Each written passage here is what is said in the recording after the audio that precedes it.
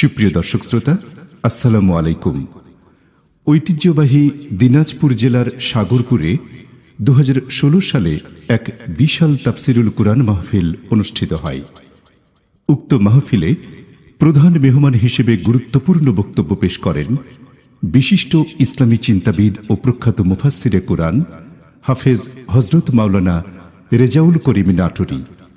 Video পরিচালনার সম্পাদনা ও প্রযোজনা আলী আহমদ আকন্দ। ধারা বর্ণনায় আমি advocate Azharul Islam Roni. পরিবেশনায় তাহজিব centre, Rajshahi. Mobile 01712064033। আসসালামু আলাইকুম ওয়া রাহমাতুল্লাহি ওয়া বারাকাতুহু। আপনারা সকলে কেমন আছেন? আলহামদুলিল্লাহ, আলহামদুলিল্লাহ। আল্লাহ তাআলা অনেক ভালো রেখেছেন। আলহামদুলিল্লাহি রাব্বিল আলামিন ওয়াল আকিবাতু লিল মুত্তাকিন। আসসালাতু ওয়াসসালামু আলা সাইয়্যিদিল আমবিয়াই ওয়াল মুরসালিন ওয়া আলা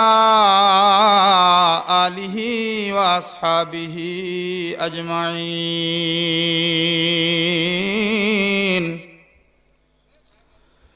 আম্মা বা'দু ফায়া আইয়ুহাল হাযিরুনা রাহিমানি ওয়া রাহিমাকুমুল্লাহ। আওয়াজ দিয়ে বলুন আমিন। সকলেই জবান খুলে বলুন আমিন। ফাকাদ ক্বালা আল্লাহু তাআলা ফিল কালামিল মাজিদ ওয়াল ফুরকানিল হামিদ। আমার সাথে সাথে সকলেই পড়ুন আউযু বিল্লাহি মিনাশ শাইতানির রাজীম। বিসমিল্লাহির রহমানির রহিম।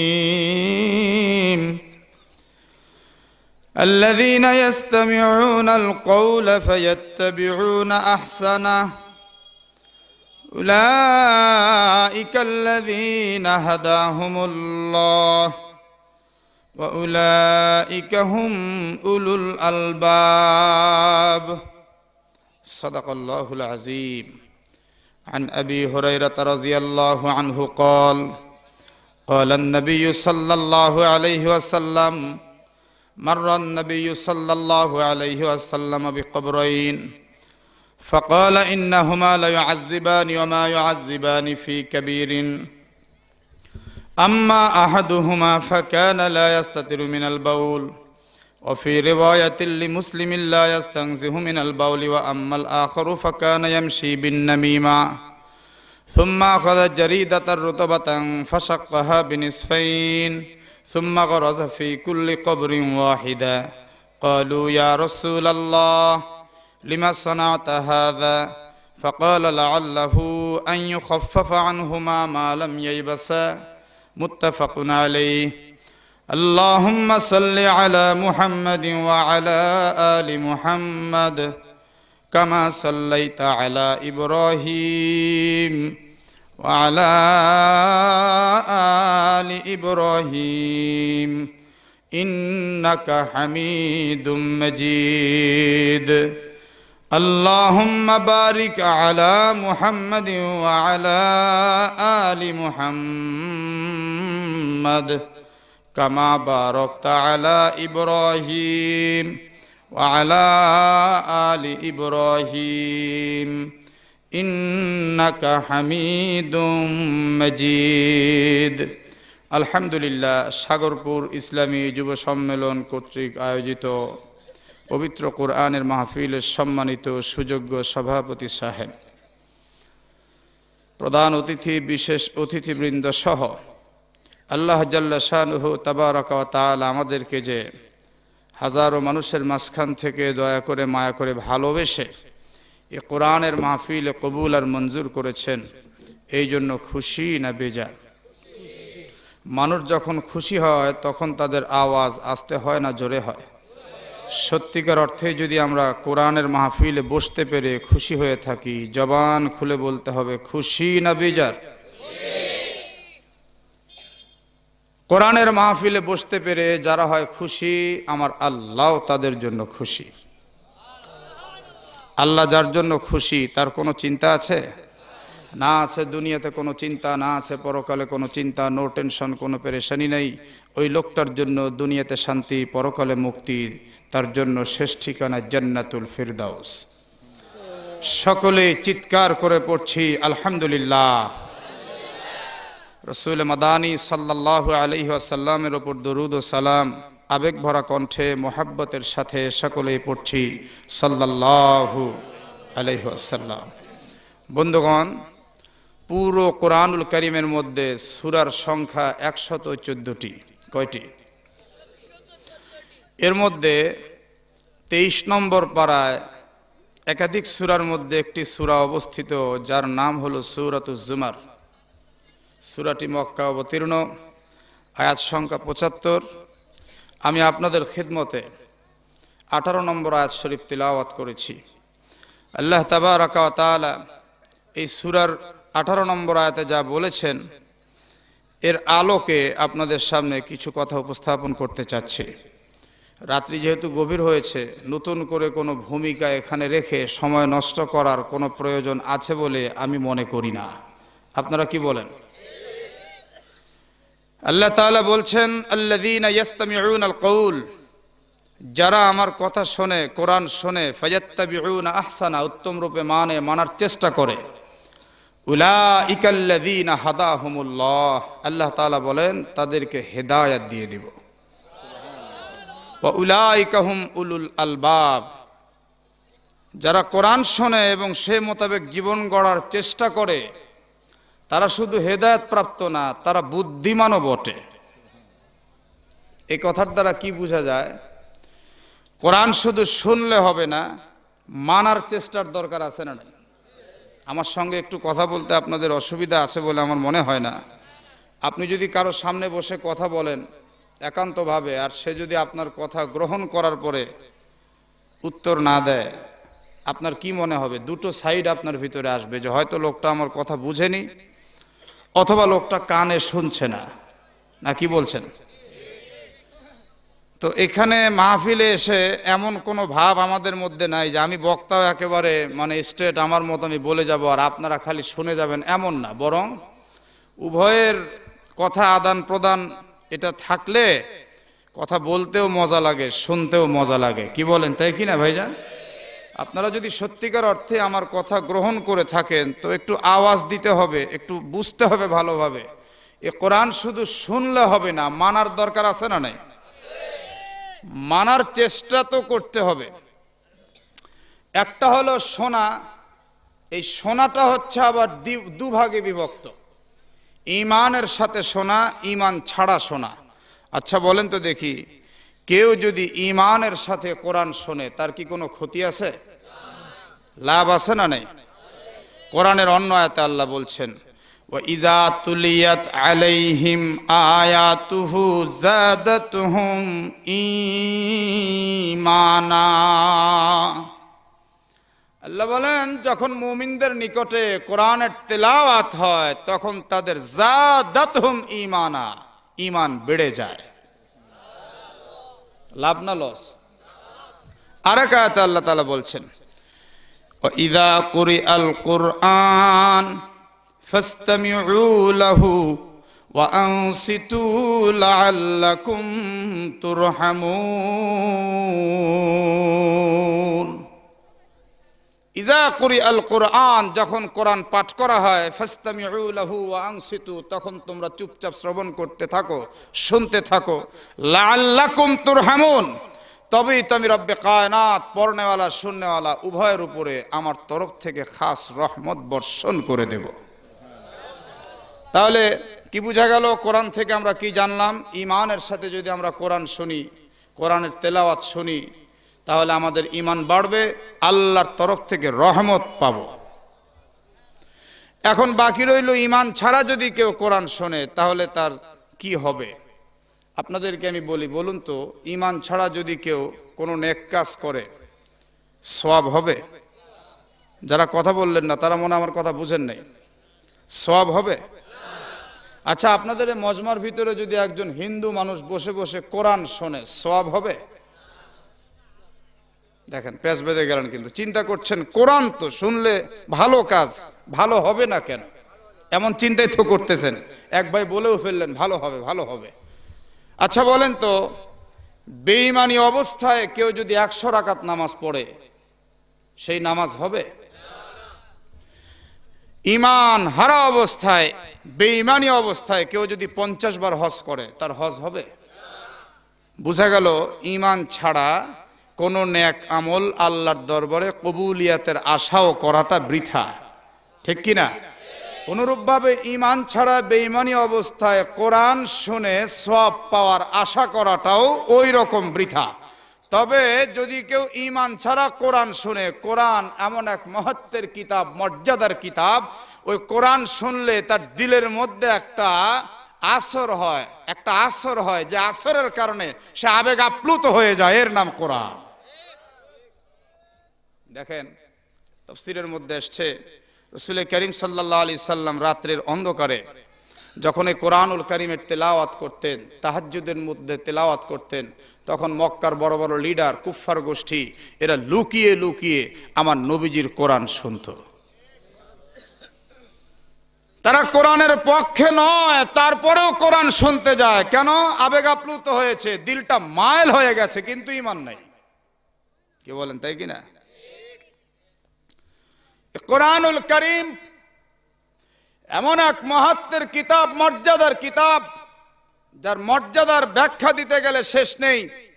আমি একটি কথা না বললেই নয়, কোরআনুল কারীমের সূরাতুল ফাতিহার পরে যে সূরাটা আসছে, কোরআনের সবচেয়ে বড় সূরা, সেই সূরাটার নাম কি?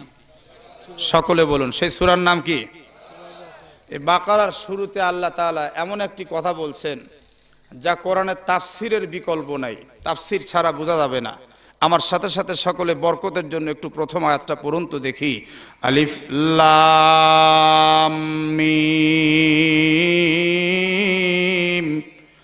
যালিকাল কিতাব লা রাইবা ফীহি হুদাল লিল মুত্তাকিন। আলিফ লাম মিম আল্লাহু আ'লামু বিমুরাদিহি। যালিকাল কিতাব, এইটা হলো কথা। এই জালিকা নিয়ে অনেক ব্যাখ্যা আসছে। আরবিতে জালিকা শব্দের অর্থ দিয়ে, শব্দ দিয়ে দূরে বোঝানো হয়। এটা এমন একটা ইসেম, এমন একটা ইশারা সূচক শব্দ। জালিকা বললে দূরে না কাছে?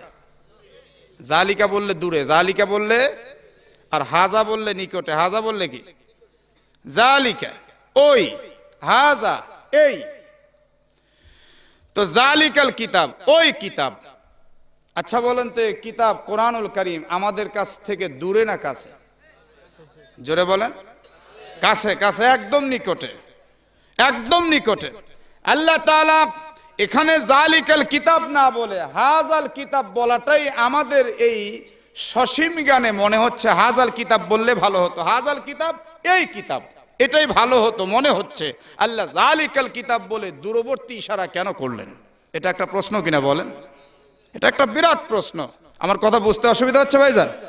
কোরআনের মাহফিলে আমরা বসেছি, কোরআন থেকে যদি কিছু নিতে না পারি তো এ শোনায় কোনো সার্থকতা নেই। কি বলেন, ঠিক কিনা? কোরআনের চাইতে স্বচ্ছ, কোরআনের চাইতে নির্ভেজাল আর কোনো ওয়াজ হতে পারে? আওয়াজ করে বলেন, পারে? পারে? এর চাইতে স্বচ্ছতা আর কিছু হতে পারে না। কোরআনের পরে হাদিস, আমি অ্যাডভোকেট এরকম স্তর বাই স্তর। পরিবেশনায় আমার ভাইরা রে, সেন্টার জালিকা বলে আল্লাহ পাক কি বুঝাইতে চাইলেন?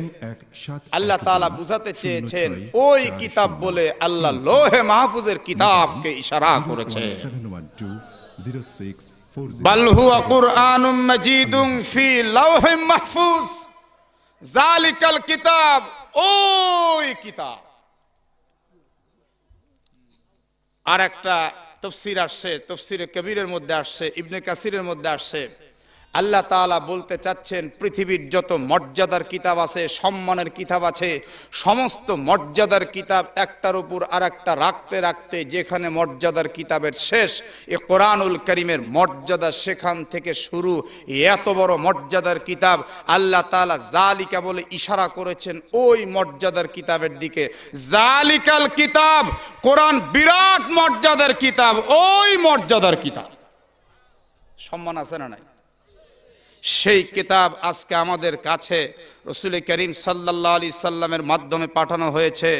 এই কিতাব আল্লাহ তাআলা শুনতে বলেছেন, শুনে শুনে আমাদেরকে মানার চেষ্টা করতে বলেছেন, তবে আমরা হেদায়েত পাবো, তবে আমরা বুদ্ধিমান হব। কিন্তু এই কিতাব মানতে গেলেও রাসূলের জামানায় অনেক বাধা বিপত্তি এসেছে। সাহাবায়ে কেরামরা অকাতরে এই কিতাবের জন্য প্রাণ দিয়েছেন। আজও পর্যন্ত এই বাধা বিপত্তি এসে আছে, কিয়ামত পর্যন্ত বাধা বিপত্তি চলতেই থাকবে। বন্ধুগণ আমার, ভাইরা আমার, মুসলিম দাবিদার হলেই তার বিপদ হতেই হবে, এটা রসুলের একটা আদর্শ। রসুল করিম সাল্লাল্লাহু আলাইহি ওয়াসাল্লাম এ কোরআনুল কারীমের দাওয়াত নিয়ে যখন মানুষের দ্বারে দ্বারে যাচ্ছিলেন, তখন কুফফার গোষ্ঠীদের ভিতর থেকে বলা হচ্ছিল, ওয়াকালাল্লাযীনা কাফারু লা তাসমাউ লিহাযাল কুরআন ওয়ালগাউ ফি লাআল্লাকুম তাগলিবুন।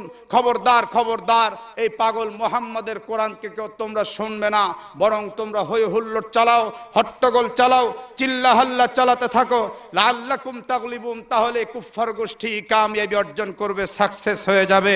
বন্ধুগণ আমার, ভাইরা আমার, কিন্তু রাসূল করিম সাল্লাল্লাহু আলাইহি সাল্লাম কারো কথায় কর্ণপাত না করে এই কোরআনুল কারীমকে নিয়ে মানুষের দ্বারে দ্বারে পৌঁছে দিতে লাগলেন, একমাত্র আল্লাহর উপরে তাওয়াক্কুল করে। আজও পর্যন্ত সে কোরআন রয়েছে, কিন্তু আমরা যদি সে কোরআন থেকে দূরে সরে যেতে চাই, মুনাফিক কুফফার গোষ্ঠী, ইসলাম বিদ্বেষী ইহুদি খ্রিস্টান তথা যারা কোরআন বিদ্বেষী নাস্তিক রয়েছে, তাদের হুঙ্কারে যদি আমরা ভয় পেয়ে পিছু হটতে যাই, রসুলের আদর্শ থেকে আমরা বিচ্যুত হয়ে যাব।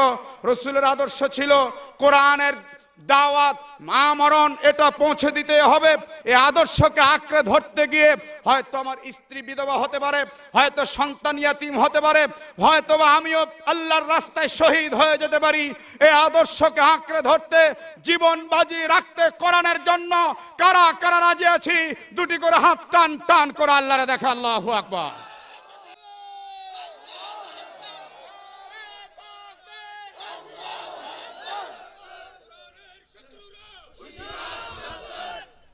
বন্ধুগণ আমার, ভাইরা আমার, একটু ধারাবাহিকভাবে আমার কথাগুলি বুঝতে হবে। নবী রহমত সাল্লাল্লাহু আলাইহি সাল্লাম যখন কোরআনের দাওয়াত দিতেই থাকলেন, তখন যারা কোরআন বিদ্বেষী তারা দেখলো লা তাসমাউ লিহাযাল কুরআনের স্লোগান দিয়ে কোনো কাজ হচ্ছে না। মুহাম্মদ বীর দর্পে শুধু এগিয়ে যাচ্ছে, চিৎকার করে মারহাবা। তাহলে এক কাজ করা যাক, একটু তলিয়ে দেখা হোক এ কোরআনের মধ্যে আছে কি। সুবহানাল্লাহ পড়েন। তখন তারা এ কোরআন নিয়ে গবেষণা করতে গিয়ে দেখলো এ কোরআনের মধ্যে এমন এক সাহিত্য মাখা উচ্চাঙ্গের জ্ঞান আল্লাহ পাক দিয়েছেন, যা পৃথিবীর সমস্ত সাহিত্যিকরা এক বাক্যে স্বীকৃতি দিয়ে দিল, এ কোরআনের চাইতে শ্রেষ্ঠ সাহিত্যের কিতাব আর একটাও নাই। এমনকি কবি লাবিদ শায়ের সে বলেই ফেললো, লাইসা হাযা মিন কালামিল বাশার, এ কোরআন মুহাম্মাদের ব্যক্তিগত রচনা করা নয়, এটা আল্লাহ তাআলার ঐশী বাণী। তাহলে কি বোঝা গেল? খেয়াল করেন। তাহলে রাসূল আরবি সাল্লাল্লাহু আলাইহি সাল্লামের জীবদ্দশায় এ কোরআন বিশ্ববরেণ্য সাহিত্যিকদের স্বীকৃতি প্রাপ্ত কোরআন। আলহামদুলিল্লাহ পড়েন। যুক্তিতে কি আসলো? যারা হামেলে কোরআন, যারা কোরআনের জ্ঞানী জ্ঞানী, আমরা মুসলিম শ্রেষ্ঠ সাহিত্যের কিতাব পেয়ে ধন্য হয়েছি। আলহামদুলিল্লাহ পড়বেন না?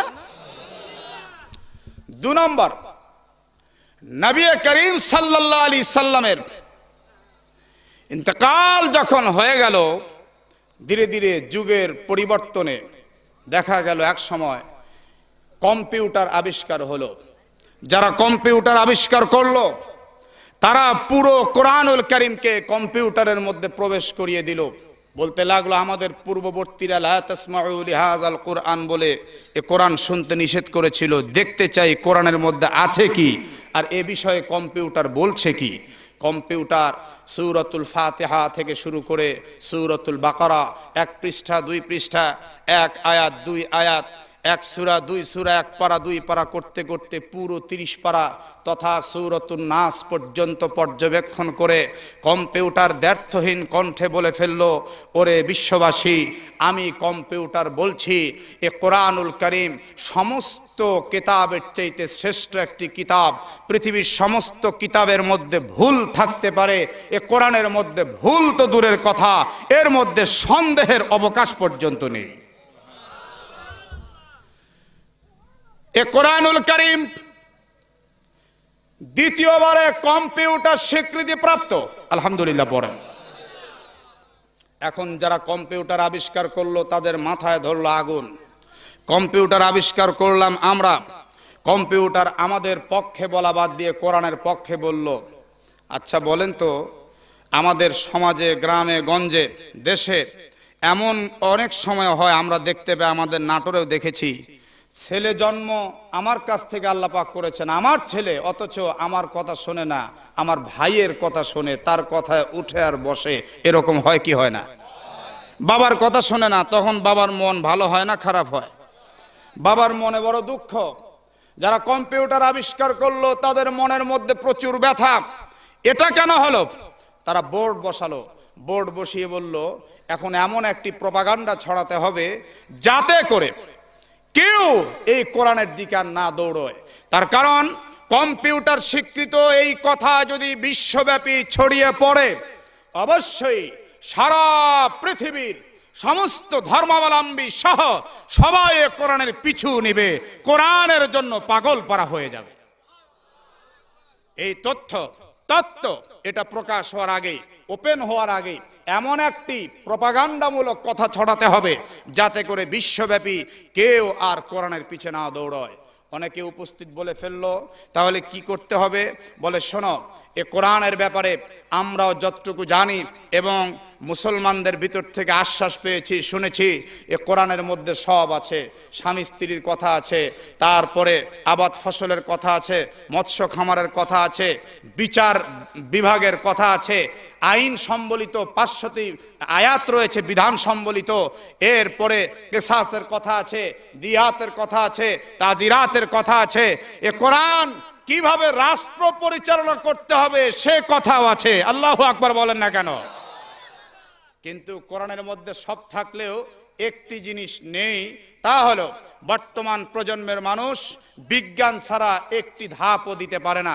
কারো যদি একটু জ্বর হয়, জ্বর মাপতে গেলে থার্মোমিটারের প্রয়োজন হয়, সেখানেও বিজ্ঞান, সেখানেও প্রযুক্তি। কথা কর না কেন, ঠিক কিনা? কারো যদি বিপি টেস্ট করার দরকার হয়, তাও সেখানেও বিজ্ঞান প্রয়োজন। ব্লাড টেস্ট করবে, সেখানেও বিজ্ঞান প্রয়োজন। এরপরে এমনকি মানুষ মোটর সাইকেলে চড়বে, এটাও প্রযুক্তি। বিমানে চড়বে, বিজ্ঞান। বাসে ট্রাকে চড়বে, বিজ্ঞান। এই আপনি একেবারে কদম তুলবেন, বিজ্ঞান ছাড়া মানুষ এখন অচল হয়ে গেছে। তারা বলতে লাগলো একটা রব আমরা এখনই তুলতে হবে, সারা বিশ্বব্যাপী ছড়িয়ে দিতে হবে। এ কোরআনের মধ্যে যুগ উপযোগী সব আছে, কিন্তু বর্তমান যে বিজ্ঞান ছাড়া মানব জীবন অচল, সেই যুগ উপযোগী বিজ্ঞান নেই। অতএব যে কোরআনে বিজ্ঞান নেই, সেই কোরআন মানব জীবনের জন্য কোশ্চিন কালেও মানার প্রশ্নই আসে না। আপনারা যারা কোরআন পিপাসু এখানে বসে রয়েছেন, হাজার হাজার জনতা, আপনারা একটু আওয়াজ দিয়ে বলুন তো দেখি, এ কোরআনুল কারীমের মধ্যে বিজ্ঞান আছে না নাই? যারা পিছন থেকে কথা বললেন না, আপনারা কি জবানের রেস্ট দিচ্ছেন নাকি? জবানের রেস্ট দিচ্ছেন? কোরআনের পক্ষে জবান খুললে মা ইয়ালফিজু মিন কওলিন ইল্লা লাদাইহি রাকিবুন আতীদ, এটা আল্লাহর কাছে কুদরতি ক্যামেরা ভিডিও হয়ে সাক্ষ্য হয়ে থাকবে। আপনাদের কি মনে হয় কোরআনের মধ্যে বিজ্ঞান আছে না নাই? আমি এই বর্তমান সমন্বয় রেখে আপনাদের সামনে দুটি কথা আমি উপস্থাপন করতে যাচ্ছি। কোরআনের মধ্যে বিজ্ঞান আছে কিনা আমি হাদিস আর কোরআন দিয়ে একটু মিল করে আপনাদের সামনে উপস্থাপন করতে চাই। আর একটি কথা আপনাদের সামনে অবশ্যই বলবো, সেটা হলো কোরআনুল কারীমের আয়াতগুলি দুভাগে বিভক্ত। জোরে বলেন কয় ভাগ? আল্লাহ তাআলা বলছেন মুহকামাতুন হুন্না ওয়া উখরু মুতাশাবিহাত। একটা হলো মুহকামাত আর একটা হলো মুতাশাবিহাত, সুস্পষ্ট আর অস্পষ্ট। কোরআনের সুস্পষ্ট আয়াতের কোনো ব্যাখ্যা বিশ্লেষণের প্রয়োজন নেই, আর অস্পষ্ট আয়াতের ব্যাখ্যা হলো রাসূল করিম সাল্লাল্লাহু আলাইহি ওয়াসাল্লামের অসংখ্য হাদিস। আলহামদুলিল্লাহ পড়েন। তাহলে আমরা একটু দেখব হাদিসের মধ্যে বিজ্ঞান আছে কিনা। সেটা যদি আবার না হয়, ওই বৈজ্ঞানিকরা বলে ফেলবে কোরআন সচল হলেও হাদিসটা অচল, কারণ হাদিসে বিজ্ঞান নাই। আমরা একটু মেপে দেখতে চাই হাদিসের মধ্যে আর কোরআনের মধ্যে বিজ্ঞান আছে কিনা। এক নাম্বার, আপনাদের জানা কথা আমি ধরে ফেললাম, আমাদের এই বাংলাদেশের বই পুস্তকগুলির মধ্যে একজন ব্যক্তির লিখনী পড়ানো হয় এবং সেই ব্যক্তির নামটা আপনারা অধিকাংশ মানুষই জানবেন বলে আমি আশাবাদী। লোকটা হলো ডক্টর জগদীশ চন্দ্র বসু। নাম শুনছেন না শোনেন নাই? এই লোকটা 12 বছর পর্যন্ত থিসিস করে গবেষণা করে বের করলো গাছেরও জীবন আছে। কথা কন। তখন উলামায়ে কেরাম কোরআনুল কারীম বের করে দেখাইলেন, ডাক্তার সাহেব আপনি যে বললেন গাছের জীবন আছে, আপনার জীবনের 12টা বছরই নষ্ট। উনি বললেন আশ্চর্য কথা, নষ্ট হবে কেন? আমি গবেষণা করেছি, গাছের জীবন আছে, এটা আবিষ্কার করেছি। উলামায়ে কেরাম বললেন আপনার আবিষ্কার আপনার কাছে রাখেন, রব্বুল আলামিন কোরআনুল কারীমে 1500 বছর আগে এই কথা ওপেন করে দিয়েছেন, গাছেরও জীবন আছে। আর একটু জোরে বলুন। আপনি যদি বলতেন গাছের জীবন আছে, এটা সাধারণ কথা, মানুষ আমরা তেমন কিছু মনে করতাম না। আপনি যখন বলছেন নিজে আবিষ্কার করছেন, তখন কিন্তু এটা বিরাট ব্যাপার হয়ে গেছে। এবার ডক্টর জগদীশ চন্দ্র বসু বলছে কোরআনুল কারীমের কোন আয়াতের মধ্যে এটা আছে আমি একটু দেখতে চাই। আল্লাহ জাল্লা শানুহু তাবারাকা ওয়া তাআলার কোরআন খুলে সঙ্গে সঙ্গে উলামায়ে কেরাম দেখিয়ে দিলেন ইউসাব্বিহু লিল্লাহি মা ফিস সামাওয়াতি ওয়া মা ফিল আরদ সাব্বাহা ইউসাব্বিহু তাসবিহান। আল্লাহ তাআলা বলছেন আসমান জমিনের মাঝে যা কিছু আছে সব কিছু আল্লাহ তাআলার তাসবিহ পাঠ করে, আল্লাহ তাআলার জিকির করে। আল্লাহ তাআলার জিকির করতে হলে, তাসবিহ পাঠ করতে হলে তার জীবন থাকা শর্ত। অতএব আল্লাহর আসমান জমিনের মাঝে গাছও একটা প্রাণী, এই গাছও আল্লাহর জিকির করে। আল্লাহ তাআলা 1500 বছর আগে এটা ওপেন করে দিয়েছে। আমি আপনাদের সামনে সহিহাইন 2 সহিহ থেকে, সহিহ বুখারী আর সহিহ মুসলিম থেকে নাতি দীর্ঘ একটি হাদিস তেলাওয়াত করেছি। রব্বুল আলামিনের নবী রাসূল করিম সাল্লাল্লাহু আলাইহি সাল্লাম সাহাবায়ে কেরামদের একটি কাফেলা নিয়ে রওনা দিলেন। রাস্তা চলতেছেন, চলতে চলতে একটু থেমে গেলেন। যাওয়ার পর সাহাবায়ে কেরাম বললেন ইয়া রাসূলুল্লাহ আপনি থমকে দাঁড়িয়ে গেলেন, ব্যাপারটা তো বুঝলাম না, কারণটা কি? আল্লাহর নবী সাল্লাল্লাহু আলাইহি সাল্লাম বললেন কবরাইন, এখানে 2টি কবর আছে, কবর দুটিতে আযাব হচ্ছে, শাস্তি হচ্ছে, তবে বড় কোনো কারণে আযাব হচ্ছে না। এর মধ্যে এক কবরে আযাব হওয়ার কারণ হলো এই কবরের ব্যক্তি পেশাব করার সময় তার লজ্জাস্থান মানুষে দেখে ফেলতে, এই জন্য আযাব হচ্ছে। আপনারা একটু বুঝে থাকলে বলুন তো, টাইট ফিটিং প্যান্ট পরে পুরুষ মানুষ যদি দাঁড়িয়ে দাঁড়িয়ে পেশাব করে, তার লজ্জাস্থান দেখার সম্ভাবনা বেশি না কম? আর একটু জোরে বলুন। দাঁড়িয়ে পেশাব করা এটা কি মানুষের খাসলত না কুকুরের? আর একটু জোরে বলেন। আমরা মুসলিম, আমরা কি বিনা কারণে দাঁড়িয়ে দাঁড়িয়ে পেশাব করতে পারি? জোরে বলেন পারি? অফি রিওয়ায়াতিল লিমুসলিমিন লা ইস্তানজিহু মিনাল বাউল, মুসলিমের অপর রাওয়ায়াতের মধ্যে আসছে এই লোকটা পেশাব যখন করত তখন পবিত্রতা অর্জন করত না, নাপাক অবস্থায় মৃত্যুবরণ করার কারণে এই লোকটার কবরে আযাব হচ্ছে। আজকে আমরা কোরআনুল কারীম শোনার জন্য বসছি, হাদিস শরীফ শোনার জন্য বসছি।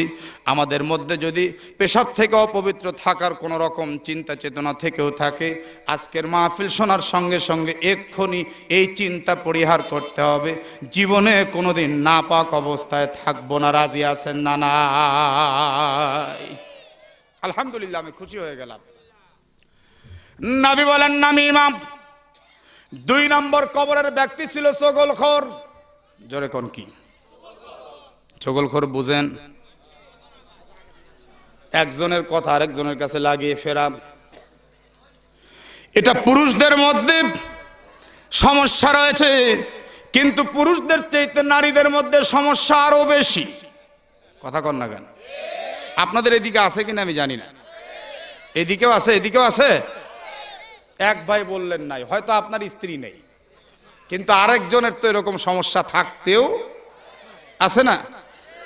মা বোন আবার রাগ করবেন না, ওদের আবার রাগ খুব বেশি।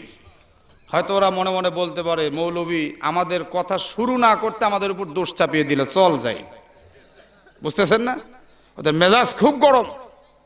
কিন্তু আমি একার কথা বলিনি মা, আমি প্রথমে আমাদের পুরুষদের কথা বলছি, তারপরে আপনাদের কথা বলছি, একতরফা বলিনি।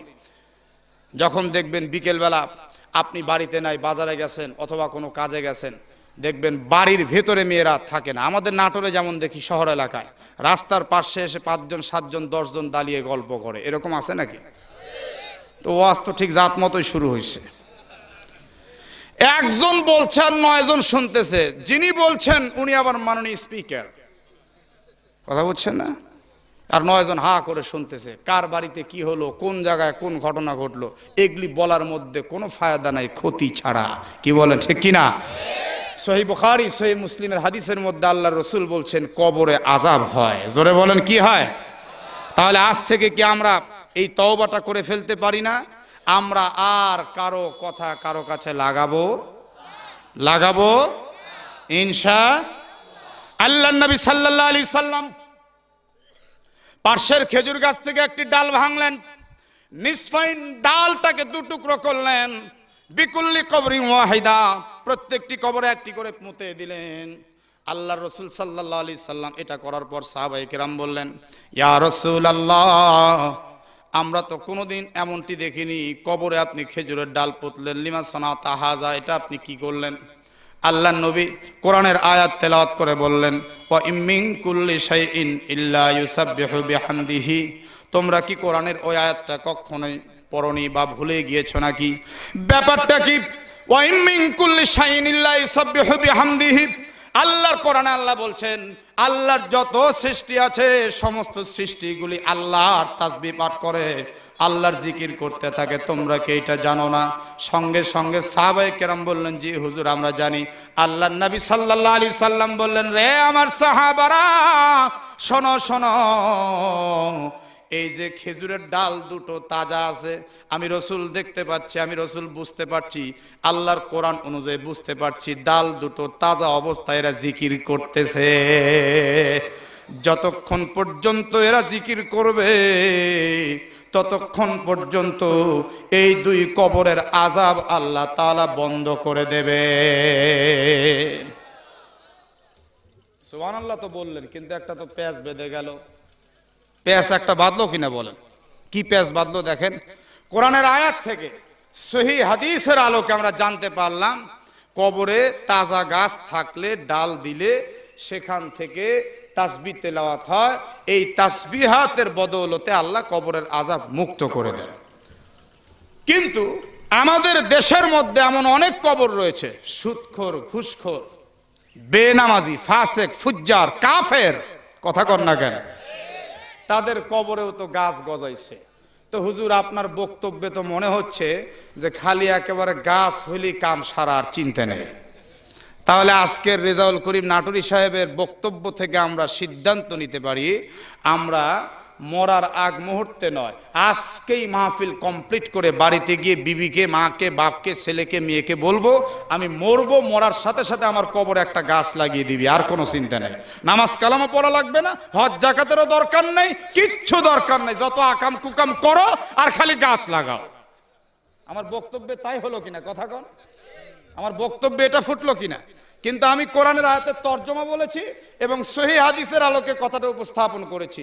এখন আপনারা একটু চোখটা বন্ধ করলে বুঝতে পারবেন আপনাদের কবরস্থানে এরকম অনেক পাপিষ্ঠদের কবর আছে। আমরাই ওয়াজ করে করে আপনাদেরকে বলি যারা পাপ কাজ করে কবরে যাবে তাদের কবরে আযাব হবে। হুজুর নিজেই বললেন এই যে পেশাব থেকে অপবিত্র আর যার উলঙ্গতা হয়ে গেল সে তো কবরে গিয়ে আযাব ভোগ করলো, এবং যে চগলখড়ি করলো সে কবরে গিয়ে আযাব ভোগ করলো। এটা আমরা হাদিস থেকে জানতে পারলাম। তো তাহলে এটাই যদি হয়, আবার কবরে যদি গাছও হয়, তো হুজুর আপনার বক্তব্যটা কেমন জানি একটা অস্পষ্টতা বিরাজ করছে। এটা পরিষ্কার হওয়ার দরকার আছে না নাই? জোরে বলেন আছে না নাই? কার কার দরকার নাই হাত দেখি। যারা হাত তুলছেন বোঝা গেল আপনাদের মেমোরি এখনো চতুর্দিকে দৌড়াচ্ছে, চিন্তা করছেন যার একটু দেখি হুজুরের ভাব ভঙ্গিমা।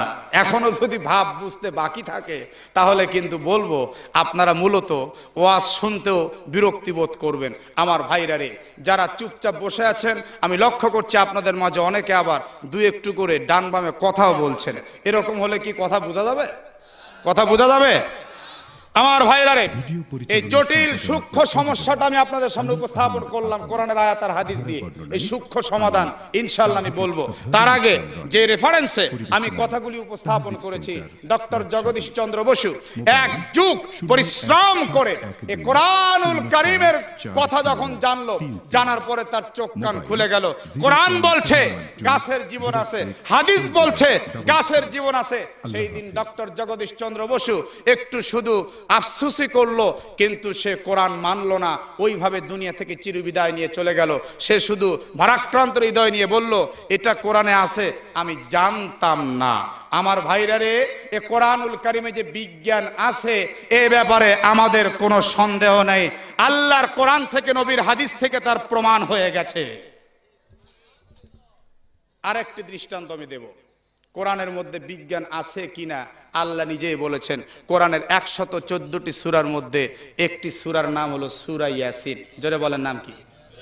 আর একটু জোরে বলেন, আমার সাথে সাথে সকলে একটু পড়ুন। ইয়াসিন ওয়াল কুরআনিল হাকীম। আল্লাহ তাআলা এখানে ইয়াসিন আল্লাহু আ'লামু বিমুরাদিহি, আল্লাহ ওয়াল কুরআনিল হাকীম বলে এখানে কসম করছেন, আমি আল্লাহ বিজ্ঞানময় কোরআনের কসম করছি। তার মানে হলো বিজ্ঞান নাই মানে এ কোরআনটা বিজ্ঞান দিয়ে ভরা। সুবহানাল্লাহ পড়বেন না? এই কোরআনের মধ্যে 1000-এর উপর আয়াত আছে বিজ্ঞান সম্বলিত। সূরা ইয়াসিনের রেফারেন্সে একটি চিত্র আপনাদের সামনে তুলে ধরি। আজ থেকে বহু বছর আগে যারা মুরব্বী তারা ভালো অবশ্যই জানবেন, যাদের বয়স 30-এর ঊর্ধ্বে আপনারাও জানেন, শুধু বাংলাদেশ নয় সারা বিশ্বব্যাপী একটি রব উঠলো, এই পৃথিবী 5ই মে কিয়ামত হয়ে যাবে। মনে আছে আপনাদের? মনে পড়ে? মনে পড়ে? স্কুলে এক ছেলে গিয়ে বলছে, স্যার স্যার ছুটি দেন আর না দেন আমি কিন্তু গেলাম। বুঝতেছেন না? বুঝতেছেন না? আচ্ছা, একে ছুটি কি দেওয়া লাগবে নতুন করে? ছুটি দেন আর না দেন আমি গেলাম। স্যার কয় তোর রোল নাম্বার কত? বলে আমার রোল নাম্বার 62। আরেক ছেলেকে ডেকে জিজ্ঞাসা করেছে, আচ্ছা এই ছেলেটা কি তোমাদের ক্লাসে পড়ে? জি স্যার। তোমাদের ক্লাসের ছাত্রছাত্রীর সংখ্যা কতজন? বলে স্যার 62। বুঝা গেল এটার সিরিয়াল নাম্বার কত? ছাত্র তাহলে কত নম্বরের ভালো এক বাক্যেই বোঝা যায়। কথা কোন ঠিক কিনা? তো 62 নম্বরের ছাত্র সে যা বলছে, স্যার ছুটি দেন না দেন আমি কিন্তু গেলাম। একে কিন্তু আর ছুটি দেওয়ার প্রয়োজন হয় না। আজকে কোরআনের মাহফিলে যারা বসার পরে ওয়াজ শোনা শুরু করার পরে দেখা যায় বক্তার বক্তব্য শেষ হোক আর না হোক উনি আবার উঠা বসা শুরু করে, আবার এসে বসে। বক্তা কি তাকে ছুটি দেওয়ার দরকার পড়ে? কথা বলেন পড়ে? আপনারা আমার বক্তব্য শুনবেন তো ইনশাআল্লাহ? যদি শোনেন, এবার যিনি উঠবে তিনি কয় নাম্বার? আরো জোরে, জোর হলো না? হ্যাঁ, আপনারাই বুঝবেন, নিজেরাই হিসাব করবেন। এবার দেখবো কে উঠলো। খুব খেয়াল করে শোনেন। এই 5ই মে কিয়ামতের এক রব পড়লো বিশ্বব্যাপী। কেন? বৈজ্ঞানিকরা গবেষণা করে করে দেখতে পেয়েছে এক গ্রহের সঙ্গে আরেক গ্রহের ধাক্কা লাগবে, এই ধাক্কার প্রভাবটা পৃথিবীর উপরে পড়বে, পৃথিবীর উপরে পড়ে পৃথিবী একদম খান খান হয়ে যাবে। এই ভয়ে ভীত সন্ত্রস্ত হয়ে মানুষ বিদেশ থেকে স্বদেশে প্রত্যাবর্তন করতে লাগলো। আমি অনেককে জিজ্ঞাসা করেছিলাম ব্যাপার কি, বিদেশ থেকে চলে আসলেন, বলে হুজুর 5ই মে তো মরাই লাগবে, এই জন্য মা বাপ নিয়ে বউ ছাল নিয়ে একবারে মরতে চাই। কথা বুঝতেছেন না ভাই? মরার জন্য চলে আসছে।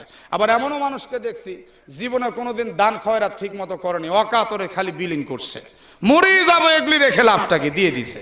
আবার এমনও হয়েছে আমাদের নাটোরে, আপনাদের এলাকা হয়েছে কিনা আমি জানি না, ছোট ছোট শিশু বাচ্চা একদম নাবালেগ, এদেরকে পর্যন্ত বিয়ে দিয়ে দিয়েছে যে আর কয়দিনই বাঁচবি বাবা, যা, সময় খুবই কম। সময় কয় তারিখ? মাত্র 5 তারিখ। আমার ভাইরারে যেই দিন 5 তারিখ সকালবেলা, আমি তখন মাদ্রাসায় পড়তাম, আমার বয়স তখন অল্প ছিল, আমার বাবা বাজার করে দিয়ে বাজারের ব্যাগটা দিয়ে বললেন যা বাবা বাসায় নিয়ে যাও। আমি আসছিলাম তো আমাদের মহল্লার যেইটা মসজিদ, দোতলা মসজিদ, আসতেই দেখলাম মসজিদের তখন বেলা বাজে প্রায় 9টা। এই সময়ের মধ্যে মসজিদের নিচতলা একদম ভরপুর, উপরতলারও অর্ধেক হয়ে গেছে। মরার ভয়ে সব আগে ভাগে জায়গা নিচ্ছে। আর দেখলাম আমাদের এলাকার একজন কুখ্যাত সুদারু, যিনি শতকরা 10 টাকা খেতেন। বুঝতেছেন না? আপনাদের এলাকা মনে হয় সুদখোর নেই, থাকে একটু জোরে বলেন আছে আছে।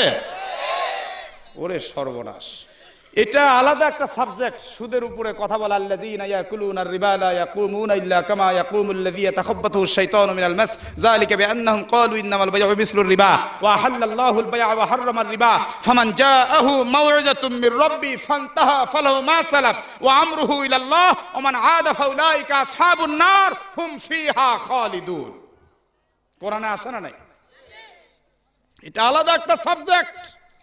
তবে সুদ হারাম, হারাম কখনো কোনো ভালো মানুষে করে, সেবন করে, তাহলে বোঝা গেল সুদখোর যিনি, তিনি কুশ্চিনকালেও উত্তম লোক হতে পারে। আমাদের এলাকার একজন সুদখোর একদিন বলে ফেললো, হুজুর আপনারা সুদের বিরুদ্ধে ওয়াজ করেন কিন্তু সুদ তো আপনারাও খান। আমি বললাম সর্বনাশ করছে, কি বললেন? হুজুররাও সুদ খায়, কাকে দেখছেন? কয় যে আপনিও খান। আমি বললাম ভাইজান আমি তো জীবনেও সুদ খাইনি। না আপনিও খান। আরে বুঝিয়ে বলবেন তো। বলে আপনি যে বেতন নেন, বেতনটা আসে কোত্থেকে? সুদখোরও টাকা দেয়, ঘুষখোরও টাকা দেয়, কথা কর না কেন? তো সবার টাকা নিয়ে জমা করে তো আপনাকে বেতন দেয়, তা আপনিও তো সুদ খান। আমি বললাম তাই যদি হয় তাহলে সারা পৃথিবীর কেউ তো সুদ থেকে বাঁচতে পারবে না, কথা কর না কেন, ঠিক কিনা? কারণ এই একটা টাকা একবার সুদখোরের কাছে যায়, এই 1 টাকা একবার হয় ঘুষ, এই একটা টাকা একবার হয় দান, এই 1 টাকা একবার হয় যাকাত, কথা কর না কেন? টাকা তো একটাই, খালি ঘুরতেছে, হাত ঘুরতেছে, এই টাকার এক এক সময় এক এক রূপ হয়ে যাচ্ছে। আমার ভাইরা রে, তাই বলে ওইভাবে যদি চিন্তা করি হাতকে হাত বদল হবে, সুদের অবস্থাটা পরিবর্তন হবে না, এটা সম্পূর্ণ বাজে কথা। রাসূল করিম সাল্লাল্লাহু আলাইহি সাল্লামের কাছে এক সাহাবী হাদিয়ার কি বলে সৎকার কিছু মাল নিয়ে আসলেন। আল্লাহর রাসূল বললেন এটা কি? বললেন এটা আমাকে একজন সৎকা করেছেন। আল্লাহর রাসূল বললেন লাকা সাদকা ওয়া আনা হাদিয়া, তোমার জন্য এটা সৎকা, আর তুমি যদি আমাকে এখন দাও এটা আমার জন্য হবে হাদিয়া। সুবহানাল্লাহ পড়েন, সুবহানাল্লাহ। কমিটিবৃন্দ, আপনারা সুদের টাকা গ্রহণ করবেন না ঘুষের টাকা গ্রহণ করবেন এটা একান্ত আপনার ব্যাপার, কিন্তু ইমামকে আপনি যেটা দিবেন সেটা ইমামের জন্য সম্মানী, ঠিক কিনা কথা বলেন? তো আমার ভাইরা রে, এরকম অপব্যাখ্যার জায়গা ইসলামে নেই। তো দেখছি শতকরা 10 টাকা খান ওই সুদখোর ব্যক্তি, এই ডান বগল তলে খেতা বালিশ আর বাম হাতে টিফিন বাটি নিয়ে কাঁপতে কাঁপতে আল্লাহ আল্লাহ করতে করতে মসজিদের দিকে আসছে। তো আমি একটা লম্বা সালাম দিলাম, আসসালামু আলাইকুম চাচা। ওয়ালাইকুম সালাম। মৌলবী খবর রাখো। আমি বললাম কি হয়েছে চাচা? এই তো তোদের একটা সমস্যা, তোরা প্রযুক্তি থেকে অনেক পিছিয়ে। আচ্ছা চাচা কি হয়েছে বলেন না। বলে আজকে যে কিয়ামত তুই জানিস না? আমি বললাম চাচা আজকে আমাদের ওস্তাদদের কাছ থেকে শুনেছি যেভাবে, আজকে কিয়ামত হবে না। তার পাগল, তুই কিচ্ছু জানিস না। তাড়াতাড়ি মসজিদে আয় যদি বাঁচতে চাস। আমি বললাম চাচা আসলে ব্যাপার হলো আপনিও যায়েন না, কিছুই হবে না, আর মসজিদে যাবেন এমনি নামাজ কালাম পড়বেন সেটা ভিন্ন কথা। না না তুই বাজে কথা বলতেছিস। আমি বললাম আপনি তাহলে মসজিদে যাচ্ছেন কোন দুঃখে? আরে পাগল, আমি এক মৌলভী সাহেবের ওয়াজে শুনছিলাম মসজিদ সব আসমান জমিন পাহাড় পর্বত টুকরো টুকরো হয়ে যাবে, তুলার মতো উঠবে কিয়ামতের দিন, কিন্তু আল্লাহর মসজিদ কিছুই হবে না। আমি চিন্তা করলাম এই মসজিদের মধ্যে যে আমি প্রবেশ করব আর চিন্তা নাই, এমন নামাজ শুরু করব শেষ পর্যন্ত মসজিদ উড়াল দিয়ে আল্লাহর জান্নাতে যাবে। আল্লাহ বলবেন চোখ খোলো, আমি চোখ খুলে দেখব দুনিয়ায় নাই জান্নাতে। বললাম বাহ চাচা, আপনি তো খুব সহজে জান্নাত পেয়ে গেলেন, এত সস্তা জান্নাত, আপনি তো বড় বুদ্ধিমান লোক। বলে হ্যাঁ, আমরা সুদখোর হইলেও আমাদের মাথায় মাল আছে। তোরা ইচ্ছা করলে হজ করতে পারিস না, আমি ইচ্ছা করলে পারি। কথা বুঝতেছেন না? তোরা ইচ্ছা করলেই মক্কা মদিনা দেখতে পারিস না, আমি ইচ্ছা করলে পারি। আমি 2 বার হজ করছি। আপনারা একটু চিৎকার করে জবান খুলে সুস্পষ্ট ভাষায় বলেন না, সুদের পয়সা ঘুষের পয়সা দিয়ে 100 বার হজ করলে হজ কবুল হবে? যারা কথা বললেন না তারা সুদ খান নাকি? আমি বললাম চাচাজি আপনি তো জান্নাতে যাওয়ার চিন্তা করছেন, তো এই খেতাবালি টিফিন বাটি এগুলি কেন? জান্নাতের মধ্যে তো দুনিয়ার কোনো আসবাব থাকবে না, কোনো নোংরামি থাকবে না। কথা কন না কেন? বলে আরে পাগল, আমি যে কত বড় শয়তান, আমি যে কত বড় বদ এটা আমি ভালো জানি।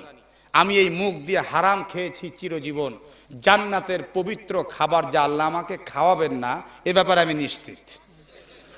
ছলে বলে কৌশলে জান্নাতে গেলেও আল্লাহ আমাকে খেতে দেবেন না, এজন্য তোর চাচি আম্মার কাছ থেকে টিফিন ভর্তি করে আমি পোলাও কোরমা তরকারি সব রান্না করে নিয়েছি যতক্ষণ চলে।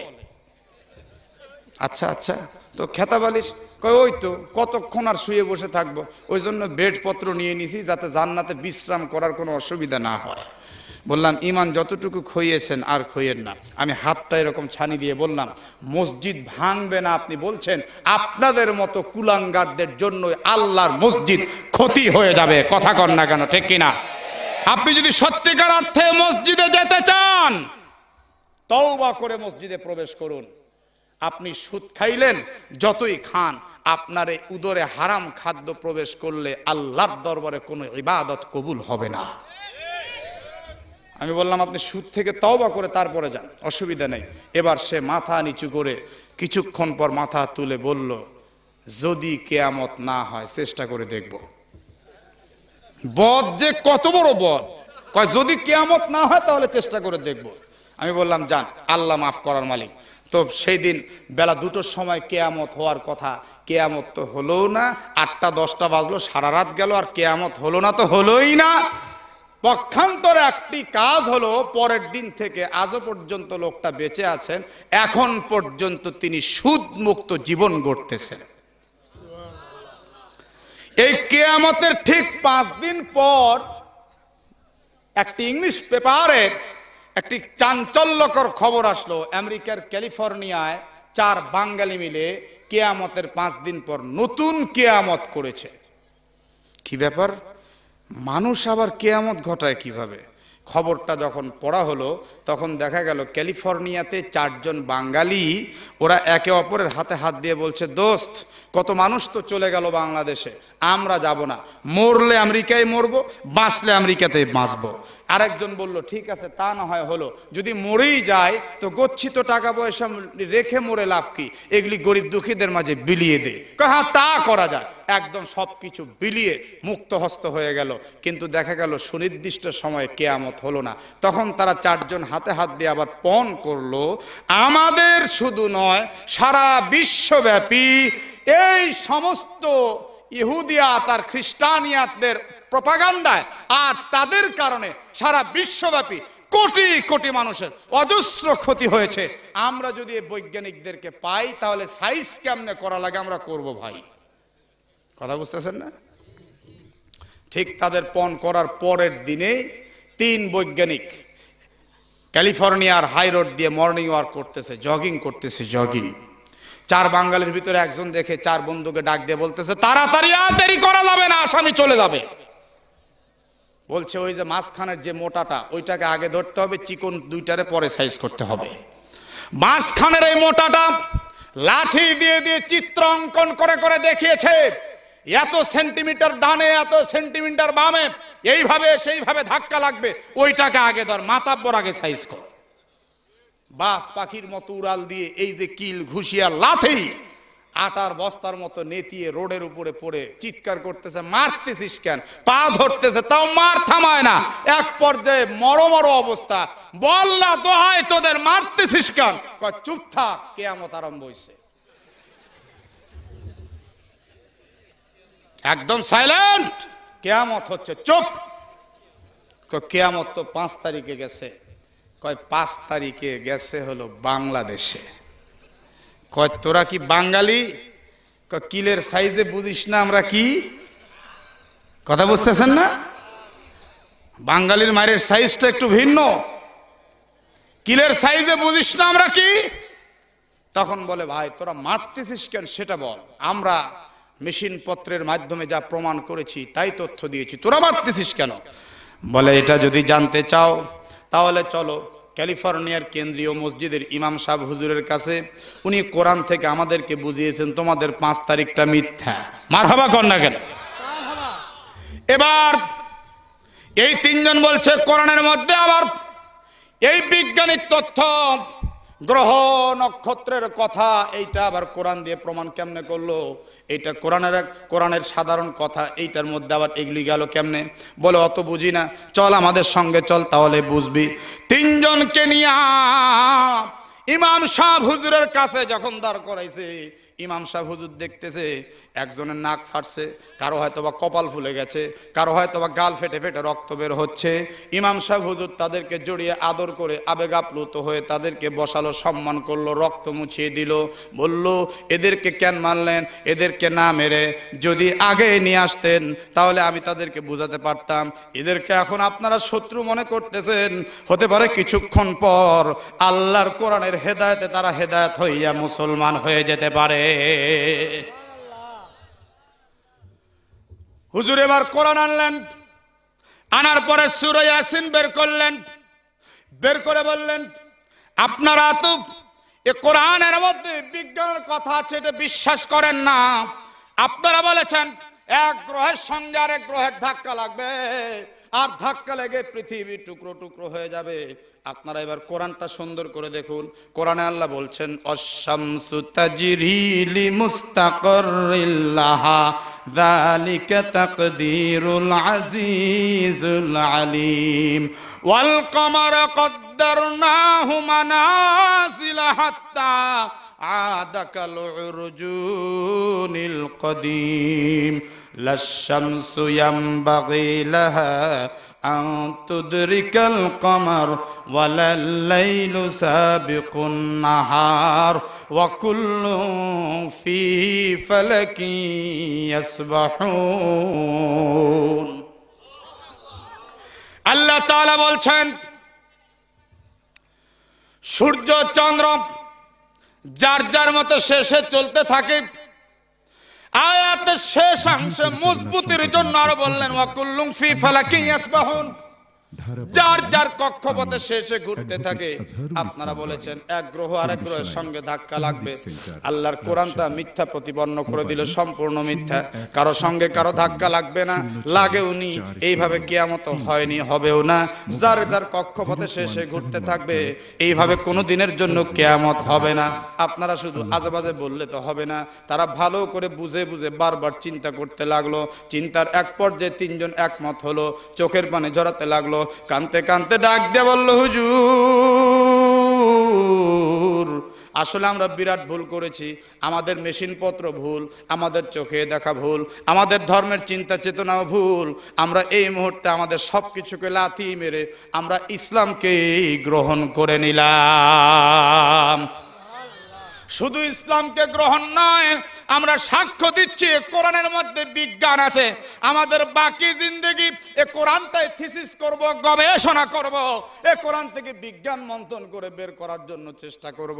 এতক্ষণের আলোচনা বুঝে থাকলে বলুন তো, এ কোরআনের মধ্যে বিজ্ঞান আছে না নাই? বন্ধুগণ আমার, ভাইরা আমার, আর একটা দৃষ্টান্তমূলক বিজ্ঞান বনাম কোরআন না বললেই নয়। 1986 সালে আমেরিকার 2 সাগরের মাঝখান দিয়ে রাস্তা, এই রাস্তা দিয়ে যখন জাহাজ চলে তখন দেখা যায় অধিকাংশ জাহাজ তলিয়ে যায়, অথবা কেউ বাঁচলেও খুব কষ্টে মষ্টে বাঁচে। পাক শুরু হয়ে গেছে। 2 সাগরের মোহনা যেখানে পাক উঠছে সেখানে একটি জাহাজ তলিয়ে গেছে। এরপর পরীক্ষা স্বরূপ আরেকটি জাহাজ পাঠিয়েছিল, সেটাও তলিয়ে গেছে। আরেকটি জাহাজ পাঠিয়েছে, সেটাও তলিয়ে গেছে। চতুর্থবার আরেকটি জাহাজ, শক্তিশালী জাহাজ পাঠিয়েছে, সেটাও তলিয়ে গেছে। কিন্তু সারা বিশ্বের বড় বড় বুদ্ধিজীবীদেরকে এবার তারা ডাকল, ডেকে সাগরের কিনারায় বসে বসে চিন্তা করতে লাগলো, এটা আন্তর্জাতিক মানের রুট, এই রুটে যদি জাহাজ এভাবে নষ্ট হয়ে যায়, একদম হারিয়ে যায়, তাহলে আমরা জবাবদিহিতা করতে হবে বিশ্বের কাছে। আমরা যদি এখন এইটার ইস্যু তালাশ করে খুঁজে বের করতে না পারি, আমাদের চাইতে নিকৃষ্ট পৃথিবী তার কেউ থাকবে না। সঙ্গে সঙ্গে সবাই চিন্তা করতে লাগলো। 9 দিন পর্যন্ত সমুদ্রের পানির নিকটে বসে বসে চিন্তা করলো, কিন্তু কোনো কুল কিনারা খুঁজে পেল না। আমার ভাইরারে, এক পর্যায়ে দেখা গেল কোনো কুল কিনারা খুঁজে না পেয়ে সবাই রব তুলল, আমরা এখন সারা বিশ্বের কাছে একটা ধিক্কারের পাত্র হয়ে যাচ্ছি, পানি সমস্যার সমাধান কি হবে না? একজন বলে ফেললো, আমরা এখানে সর্ব ধর্মাবলম্বী মানুষ এসেছি, আমাদের মধ্যে ইহুদি আছে, খ্রিস্টান আছে, বৌদ্ধ আছে, হিন্দু আছে, মুসলিম আছে, তাহলে এক কাজ করা হোক, প্রত্যেকটা ধর্মের প্রধান প্রধান গ্রন্থগুলি একটু খুঁজে খুঁজে দেখা হোক, দেখি তো এই পানি সমস্যার সমাধান যিনি গড, যিনি আল্লাহ, তিনি কি দিয়েছেন। আল্লাহর দেওয়া সমাধান ছাড়া আমাদের মানুষের মস্তিষ্কের সমাধানে আর কোনো সমাধান নাই। খোঁজা শুরু করলো ত্রিপিটক, না না না, কোনো পানি সমস্যার সমাধান নাই। মারহাবা কর না কেন? খোঁজা শুরু করলো বেদ, ঋগ্বেদ, সামবেদ, যজুর্বেদ, অথর্ববেদ, না কোনো সমাধান নাই। খোঁজা শুরু করলো Bible, new testament, old testament, না কোনো সমাধান নাই। এবার সবাই মিলে মুসলমান বৈজ্ঞানিকদের কাছে, বুদ্ধিজীবীদের কাছে এসে বলছে, কোরআনুল কারীমের ভিতরে পানি সমস্যার সমাধান আছে কিনা আমরা একটু জানতে চাই। মুসলমানরা বলল, কোরআনের মালিক যিনি, তিনার কাছে যদি না চাও তিনি কোনো সমাধান দিবেন না। এবার সবাই মিলে আস্তে আস্তে আসমানের দিকে মাথা তুলে বলল, আল্লাহ গো, আমরা মুসলমান হওয়ার জন্য নয়, বরং নিজেদের ইজ্জত বাঁচানোর জন্য কোরআন থেকে একটু জানতে চাই পানি সমস্যার সমাধান আছে কিনা, তুমি আমাদেরকে একটু পানি সমস্যার সমাধান করিয়া দাও। সঙ্গে সঙ্গে মুসলমানরা উজু করে পবিত্রতা অর্জন করে এবার কোরআনুল কারীম খোঁজা আরম্ভ করলো। খুঁজতে খুঁজতে 1 পারা, 2 পারা, 3 পারা, 4 পারা করতে করতে 27 নম্বর পারায় উপস্থিত হলো। 27 নম্বর পারার 10 নম্বর পৃষ্ঠার মধ্যে একটি সূরা আছে, সেই সূরাটার নাম হলো দয়া সূরা, যার আরবি নাম হলো সূরাতুর রহমান। আছে না নাই? আর একটু জোরে বলেন, সূরাতুর রহমান। এই সূরা রহমান পাওয়ার সঙ্গে সঙ্গে সবাই কিন্তু একদম আবেগ আপ্লুত হয়ে চোখের মধ্যে পানি চলে আসলো। সর্বনাশ, বেদ খুঁজলাম, বাইবেল খুঁজলাম, ত্রিপিটক খুঁজলাম, কত কিছু খুঁজলাম, কিন্তু কোথাও দয়া নামক সূরা পেলাম না। ইয়া রাব্বাল আলামিন, তুমি কোরআনের মধ্যে যেহেতু দয়া নামক সূরা দিছো, আমরা আশাবাদী এর মধ্যে অবশ্যই কোনো না কোনো দয়া আছে। 1 আয়াত 2 আয়াত করতে করতে যখন সামনে অগ্রসর হলো, সত্যি সত্যি তাদের যেই সমস্যা নিয়ে চিন্তা করছিল আর কোরআন বিশ্লেষণ করছিল, সেই সমস্যার সমাধানমূলক আয়াত পেয়ে গেল। একটু চিৎকার করে বলুন তো, সব সমস্যার সমাধান দিতে পারে? আর একটু জোরে বলেন, সব সমস্যার সমাধান। ওয়ালা ইয়াতুনাকা বিমাসালিন ইল্লা জিনাকা বিল হক وأحسن تفسيرا। যখন যে সমস্যা, সেই সমস্যার নিত্য নতুন তাফসীর আর ব্যাখ্যা যেখান থেকে পাবো সেটার নাম কি? একটু চিল্লা বলেন। সে কোরআনুল কারীম আজকে আমাদের থেকে অনেক দূরে, আমরা ইচ্ছা করে কোরআনকে দূরে সরিয়ে দিতে যাচ্ছি। কথা কন না কেন, ঠিক কিনা? বন্ধুগণ আমার, ভাইরা আমার, এমন কি কোরআনকে আমরা নিজের ইচ্ছা মতো ব্যবহার করছি, যতটুকু মন চাচ্ছে ততটুকু পালন করছি, যতটুকু ভালো লাগছে না ততটুকু বর্জন করে ফেলছি। এর নাম মুসলমানই হতে পারে না। 6 নম্বর পারার 1 নম্বর পৃষ্ঠায় আল্লাহ তাআলা বলছেন, ওয়ায়াকুলুনা নুমিনু বিবাযিন ওয়া নাকফুরু বিবাযিন ওয়া ইউরিদুনা আন ইয়াত্তাখিযু বাইনা যালিকা সাবিলা উলাইকা হুমুল কাফিরুনা হাক্কা। যারা বলে আমরা কিছু বিশ্বাস করি আর কিছু বিশ্বাস করি না, ওয়ায়ুরিদুনা আন ইয়াত্তাখিযু বাইনা যালিকা সাবিলা, এবং নিজেদের চলার জন্য আলাদা একটা পথ তৈরি করে নেয়, এইটুকু মানলেই বুঝি আমার নাজাত হয়ে যাবে, ওইটুকু মানলেই বুঝি আমার নাজাত হয়ে যাবে। আল্লাহ বলেন সম্ভব না। উলাইকা হুমুল কাফিরুনা হাক্কা, এরাই নির্ভেজাল কাফের। আপনারা কি মনে করতেছেন এই কথাটা কি আমার ব্যক্তিগত? আশ্চর্য হয়ে গেলেন সবাই, এটা কি কখনো হতে পারে? আরে ভাই, সুদও খায় নামাজও পড়ে এমন মুসল্লি আছে না নাই? কথা বলেন, আছে না নাই? ঘুষ খায় নামাজ পড়ে, আছে না নাই? মানুষের হক নষ্ট করে নামাজও পড়ে, কথা কন না কেন? মিথ্যা বলে নামাজ পড়ে, মানুষ হয়ে মানুষকে জুলুম করে, নির্যাতন করে, কোরআনের যারা ধারক বাহক তাদেরকে আঘাত করে, আবার নামাজও পড়ে, আবার মুসলমান হয়ে মুসলমানকে আঘাত করছে, নিঃশেষ করে দিচ্ছে, কোরআনের আইনকে বাস্তবায়ন করার চিন্তাও করছে না, আবার মুসলমান বলেও দাবি করছে। কথা কন না কেন? আপনারা কি মনে করেছেন এগুলি আমাদের বানানো? না, কুশ্চিন কালেও না। আল্লাহ তাআলা কোরআনের এক আয়াতে বলছেন, অমাল্লাম ইয়াহকুম বিমা আনজালাল্লাহ ফাউলাইকা হুমুজ জালিমুন। যারা যে আমার নাজিলকৃত এই বিধান মোতাবেক, ওহির বিধান মোতাবেক, কোরআন মোতাবেক বিচার কার্য পরিচালনা করলো না, ফাউলাইকা হুমুজ জালিমুন, তারা হলো জালিম। এরপরেও যার অনুভূতি ফিরল না, অমাল্লাম ইয়াহকুম বিমা আনজালাল্লাহ ফাউলাইকা হুমুল ফাসিকুন, আমার নাজিলকৃত বিধান মোতাবেক যে বিচার করলো না সে হলো ফাসিক। এরপরেও যদি অনুভূতি না ফিরলো, অমাল্লাম ইয়াহকুম বিমা আনজালাল্লাহ ফাউলাইকা হুমুল কাফিরুন, সে হলো কাফের।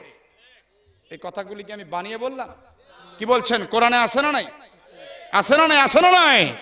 আপনার মন চাইলো আপনি নামাজ পড়লেন, আপনার মন চাইলো আপনি ছাড়লেন, এর নাম ইসলাম নয়, এর নাম মুসলমানই নয়। কথা কন না কেন?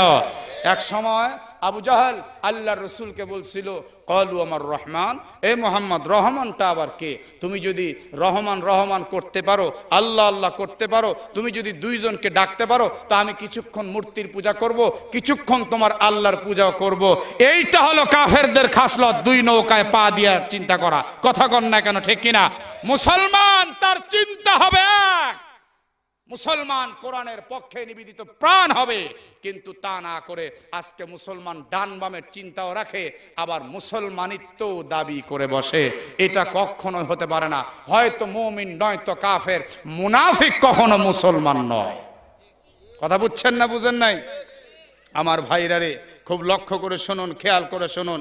আজকে আমরা যারা ইহুদিয়াত আর খ্রিস্টানিয়াতদের তালে তাল মিলাচ্ছি, হিন্দুত্বের তালে তাল মিলাচ্ছি, কাফেরদের তালে তাল মিলাচ্ছি, আবার মুসলমানও দাবি করছি। আপনি মনে করছেন আপনি আজীবন টিকে থাকবেন?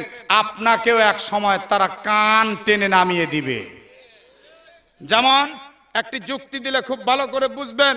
এক খ্রিস্টানের আঙ্গুরের বাগানে 3 জন ব্যক্তি ঢুকে বিনা এজাজতে আঙ্গুর খাওয়া শুরু করেছে। একজন মুসলিম, আরেকজন হিন্দু, আরেকজন ইহুদি। এবার খ্রিস্টান চিন্তা করলো, আমি 3 জনের সঙ্গে মারামারি করে পারবো না, কিন্তু আমার আঙ্গুরের বাগান বাঁচাতে হলে আমাকে কৌশলের আশ্রয় নিতে হবে। খ্রিস্টান গিয়ে বলল, ইহুদি তুমি তো আহলে কিতাব। ইহুদি আর খ্রিস্টান এক বাক্যে আহলে কিতাব। জোরে বলেন কি? ইহুদি আর খ্রিস্টানকে কোরআনের ভাষায় কি বলা হয়? আহলে কিতাব। তুমি আর আমি, আমরা তো এক ডালের দুই পাখি, আসো না, তুমি আমার বাগানের আঙ্গুর খাবে, কোনো অসুবিধা নাই। আর মুসলিম, ওরে তুমি তো আমার আরেক ভাই, তোমার উপরে যেমন আল্লাহর কোরআন অবতীর্ণ হয়েছে, আমার উপরে তাওরাত, আমার ভাইয়ের উপরে ইনজিল, কোনো সমস্যা নাই, আসো। আমরা তিনজন এই কিতাবের দাবিতে দাবিদার, কিন্তু হিন্দু আমার বাগানে কেন ঢুকলো? অতএব হিন্দুকে আগে সাইজ করো। এবার তিনজন মিলে হিন্দুকে পিটিয়ে মারলো। মারার পরে ইহুদি আর খ্রিস্টান দুইজন গলাগলি ধরে মুসলমানকে বলছে, তোর কোরআনের কোন জায়গায় আছে বিনা এজাজতে, বিনা হুকুমে কারো বাগানের আঙ্গুর খেতে হয়? তুই একটু ভালো করে দেখা তো দেখি। কয় না, কোথাও নাই, আমার খুব মন চেয়েছে তাই আমি খাইলাম। বলে এবার তোকেও শেষ করব। ইহুদি আর খ্রিস্টান দুইজন মিলে পিটায়া মুসলমানটাকেও শেষ করলো। আমার ভাইরা রে, ইহুদিকে খ্রিস্টান এবার পিটায়া শেষ করলো, আস্তে আস্তে নিস্তেনাবুদ করে ফেললো। আজকে যাদের তালে তাল মিলায়া এক শ্রেণীর মুসলমান মসজিদের উপরে আঘাত হানার চিন্তা করে, মাদ্রাসার উপরে আঘাত হানার চিন্তা করে, উলামায়ে হক্কানির উপরে আঘাত হানার চিন্তা করে, আল্লাহর কসম করে বললেও কাফারা দেওয়া লাগবে না। সেদিন বেশি দূরে নয়, যেই দিন ওই পর্যায়ক্রমে আমাকেও শেষ করা হবে, আপনাকেও শেষ করা হবে, আপনার উপরের জনকেও শেষ করা হবে। একজনও বাঁচতে পারবেন না। সত্যিকার অর্থে যদি বাঁচতে চান, আল্লাহর কোরআনকে হাইলাইট করে পার্লামেন্টে বসিয়ে সেই মোতাবেক জীবন গঠন করার চেষ্টা করুন। আবার আল্লাহর রহমত আসবে, বরকত আসবে। আমরা বহিরা কোনো পরাশক্তির আইন নীতি মেনে বাঁচতে চাই না, আমরা কোরআন নিয়ে বাঁচতে চাই। এটাই আমাদের অনিবার্য সিদ্ধান্ত। বন্ধুগণ আমার, ভাইরা আমার, এ কোরআন, এটা যে ধ্রুব সত্য এবং মানুষের জীবন চলার মাপকাঠি, এটা ইহুদিও জানে, খ্রিস্টানও জানে, ওই ইসরায়েলও জানে, আমেরিকাও জানে, ওই হিন্দুত্ববাদ যারা তারাও জানে। কথা কন না কেন, ঠিক কিনা? এই জন্য আজকে চাচ্ছে এ কোরআনকে একদম নিঃশেষ করে দিতে। দেখেন না কত জায়গায় মাদ্রাসার ভিতরে পর্যন্ত পাইতারা চালিয়ে আগুন জ্বালিয়ে দেওয়া হচ্ছে। কিন্তু না, কোনো কাজ হবে না। শুধু হুজুররাই মাদ্রাসা চয়েস করে এমন না, মাদ্রাসায় যারা জীবনে পড়েনি এমন জনসাধারণ মাদ্রাসার জন্য জীবন দিতে প্রস্তুত রয়েছে। মাদ্রাসায় আঘাত করবা, টুপি দাড়িতে আঘাত করবা, উলামায়ে কেরামদেরকে আঘাত করবা, এমন একটা বিস্ফোরণ হবে। যারা কোরআন পড়া জানে না, যারা নামাজ পড়া জানে না, তারা ওই সমস্ত দিনের জন্য, মাদ্রাসার জন্য, কোরআনের জন্য আকাতরে জীবন দিবে। কথা কন না কেন, ঠিক কিনা? বন্ধুগণ আমার, ভাইরা আমার, খুব কষ্ট লাগে, দুঃখ লাগে। আজকে এ কোরআনুল কারীমের ভিতর থেকে ধ্রুব সত্য সমাধান পাওয়া গেল। তখন তারা সবাই আশ্চর্য হয়ে কিছুক্ষণ ধুম ধরে থাকলো। একই কোন কিতাবের মধ্যে কোনো সমাধান নাই, পাইলাম কোরআনের মধ্যে। আল্লাহু আকবার কন না কেন? আল্লাহু আকবার। আল্লাহ তাআলা বলছেন, ইয়াখরুজু মিনহুমাল লুলু ওয়াল মারজান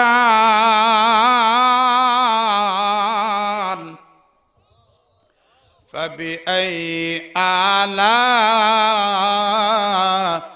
রাব্বিকুমা তুকাযযিবান। আছে না নাই? আছে না নাই? আল খুরুজু নিকালনা, খরাজা ইয়াখরুজু খরজান ফাহুয়া খারিজুন, ইয়াখরুজু সিগায়ে মুজারে, ইয়াখরুজু বাহির হবে, কি বের হবে? লুলু মারজান, দুটি বেশ কিমতি পাথর বের হবে। সুবহানাল্লাহ। এবার বৈজ্ঞানিকরা করলো কি, কিরে লুলু মারজান বের হবে কোরআন বলছে, দেখি তো। চারটা ডুবারু লোহার শিকল মজবুত করে বেঁধে যেখানে পাক হচ্ছিল সেখানে নামাই দিল, যাও যাও একটু দেখে আসো, সমুদ্রের তলদেশে পাকের নিচের আলামত নিয়ে আসো, দেখি কি করা যায়। দীর্ঘ 8.5 ঘন্টা পর চারটা ডুবারু ফিরে আসে। আসার পর যখন আলামত দিল, টেস্টে দেওয়া হইল, টেস্টের রিপোর্ট চলে আসলো, এই পাক যেই জায়গায় হচ্ছে তার নিম্ন দেশের মধ্যে দুটি বেশ কিমতি পাথরের খনি রয়েছে, যা কোরআনে বর্ণিত। এক খনির নাম লুলু আর এক খনির নাম মারজান। সঙ্গে সঙ্গে তারা মেশিনপত্র ফিট করলো, লুলু তুললো, মারজান তুললো, বিশ্বব্যাপী ব্যবসা করলো। তোলা যখন শেষ, মেশিনপত্র সরিয়ে ফেললো, দেখা গেল ওই জায়গার মধ্যে আর কোনো পাক নাই, কোনো সমস্যা নাই, রাস্তা একদম সচল হয়ে গেল, সুন্দর হয়ে গেল, জাহাজ চলাচল শুরু হলো। এবার বৈজ্ঞানিকদের ভিতর থেকে আল্লাহর কোরআনের বাস্তবতা দেখে, বৈজ্ঞানিকতা দেখে ওই মুহূর্তে 43 জন বিধর্মী ইসলাম গ্রহণ করেছিল। বুঝে থাকলে এবার আরেকটা বার বলুন তো, এ কোরআনের মধ্যে বিজ্ঞান আছে না নাই? এবার আসেন, আমি আর লম্বা করছি না, হাদিস শরীফের দিকে যাই। আল্লাহর রাসূল সাল্লাল্লাহু আলাইহি সাল্লামের অজস্র হাদিস রয়েছে, সব বলতে গেলে সময়ে কিন্তু সংকলন হবে না। আমি একটা কথা বলে ইনশাআল্লাহ বিদায় নেই। বলেন তো, আমরা যে পুরুষ মানুষ, আমাদের জন্য স্বর্ণ ব্যবহার করা হালাল না হারাম? আর একটু জোরে কোন। আর নারীদের জন্য 2001 সনে আমেরিকায় আল্লাহর নবীর হাদিসটা নিয়ে থিসিস করা হলো, গবেষণা করা হলো। ব্যাপার কি? আল্লাহর নবী জনাবে মুহাম্মদুর রাসূলুল্লাহ, আওয়াজ করে সকলে পড়ুন সাল্লাল্লাহু আলাইহি ওয়াসাল্লাম, তিনি কেন একই স্বর্ণ ধাতব দ্রব্যটাকে পুরুষের জন্য অবৈধ ঘোষণা করলেন, নারীর জন্য বৈধ করলেন? কিন্তু স্বর্ণ তো একটা, এইটাকে নারীকে পড়তে বললেন, পুরুষকে নিষেধ করলেন। কারণটা কি? বিশ্বব্যাপী বড় বড় বৈজ্ঞানিকদেরকে ডাকা হলো, প্রধান আলোচনা, মূল এজেন্ডা রাখা হলো এই স্বর্ণ নিয়ে আলোচনা হবে। স্বর্ণ নিয়ে যখন আলোচনা শুরু করবে, তার আগ মুহূর্তে বিশ্বের বিভিন্ন দেশ থেকে বিভিন্ন ধরনের বৈজ্ঞানিকরা এসে একত্রিত হয়ে গেল। নির্দিষ্ট সময়ে সবাই বসলো, বসে সবাই চিন্তা করতেছে এই যে স্বর্ণ, এইটার সঙ্গে আবার আমাদের চিন্তা চেতনা কি, এইটা নিয়ে আমরা কি আলোকপাত করব, কি চিন্তা মানুষের কাছে প্রকাশ করব, বুঝতে পারছি না। যিনি ওই মজমার মধ্যে সভাপতি ছিলেন, লোকটা ছিল ইয়াহুদি। তিনি যখন সভাপতির আসন অলংকৃত করলেন, করার পর সকলের সঙ্গে মুচকি হাসি দিয়ে সৌজন্য বিনিময় করে বললেন, আপনারা সকলে কেমন আছেন? জি স্যার, সবাই ভালো আছি। রাস্তায় কোনো সমস্যা হয়নি তো? জি না। এবার বলুন তো আজকের মূল এজেন্ডা কি, মূল আলোচ্য বিষয়কে আমি একটু জানতে চাই। সবাই এক বাক্যে বলল, স্যার জনাবে মুহাম্মদুর রাসূলুল্লাহ সাল্লাল্লাহু আলাইহি ওয়াসাল্লাম বলে গেছেন, পুরুষ স্বর্ণ ব্যবহার করো না, নারী স্বর্ণ ব্যবহার করলে সমস্যা নেই।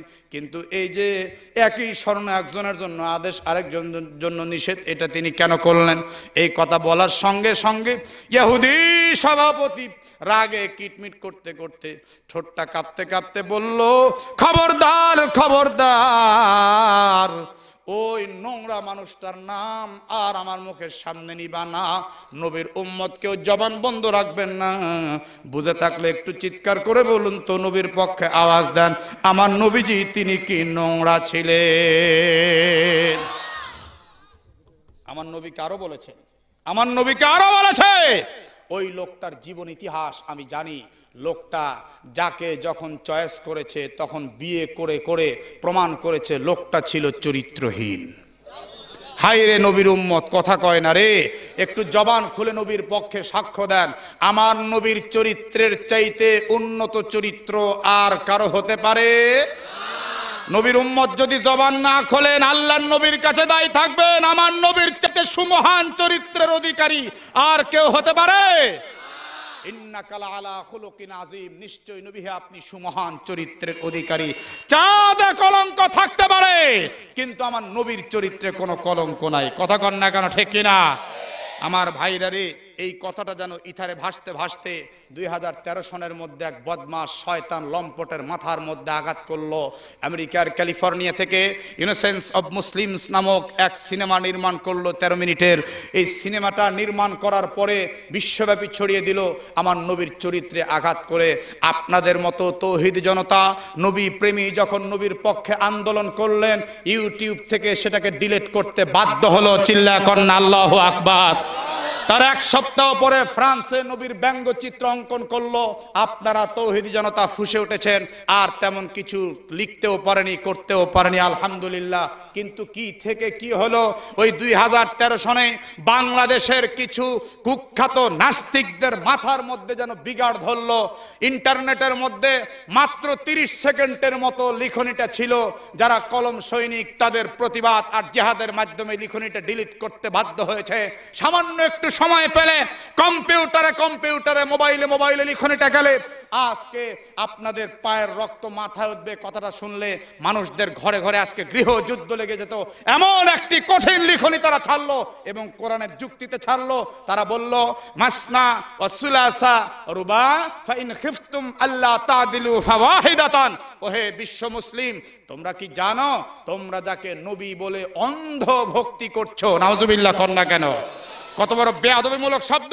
তোমরা কি জানো তোমরা নবী বলে যাকে অন্ধ ভক্তি করছো, সেই লোকটার সম্বন্ধে আমরা জেনেছি, কোরআন মন্থন করে করে আমরা বুঝেছি কোরআনে আছে একজন মুসলিম পুরুষ সর্বোচ্চ 4 বিয়ে করতে পারে। কিন্তু লক্ষ্য করে দেখো হে, তোমাদের নবী 4কে ওভারটেক করে 8, 8কে ওভারটেক করে 9, 11, 13টা পর্যন্ত বিয়ে করে প্রমাণ করেছে তোমাদের নবী কোরআন মানেনি। হায় হায়, নাউজুবিল্লাহ পড়েন না কেন? তোমাদের নবী একদিকে কোরআন না মেনে সে হয়ে গেছে কাফের, নাউজুবিল্লাহ, আর একদিকে তোমাদের নবী বহু বিবাহ করে প্রমাণ করেছে তোমাদের নবীর চাইতে চরিত্রহীন মানুষ এই পৃথিবীর মধ্যে আর কেউ নেই। হায় হায়, ওই সমস্ত নাস্তিক, ওই সমস্ত কুলাঙ্গার আজও পর্যন্ত বাংলার জমিনে রয়েছে, কথা কন না কেন, ঠিক কিনা? আমার নবীকে এত কটু বাক্য বলার পরেও তাদের একটি পশম পরিমাণ কোনো ক্ষতি হয়নি, বরং বুখারী শরীফ খুলে দেখুন, নবীকে যারা ব্যঙ্গ করে সে আবু রাফেকে পর্যন্ত হত্যা করা হয়েছে। নবীকে ব্যঙ্গ করা মানে নবুয়তের দরজায় আঘাত করা। নবুয়তের দরজায় যে আঘাত করে সে আর বেঁচে থাকার কোনো অধিকার রাখে না, কারণ নবুয়ত আল্লাহ প্রদত্ত জিনিস, এটা কারো ব্যক্তিগত হাতের কামাই না। আমার ভাইরা রে, যারা আমার নবীকে কাফের বলল, আমার নবীকে নোংরা বলল, আমার নবীকে দুশ্চরিত্র বলল, বলার পরেও আজও পর্যন্ত বাংলার জমিন মারিয়ে যাচ্ছে, তাদের কোনো বিচার হলো না। এখানে কোনো দলমত আমি বুঝি না, আমি আওয়ামী লীগ বুঝি না, আমি বিএনপি বুঝি না, আমি জাতীয় পার্টি বুঝি না। নবী আমাদের সবার নবী, আওয়ামী লীগেরও নবী, বিএনপিরও নবী, জাতীয় পার্টিরও নবী, কথা কন না কেন, ঠিক কিনা?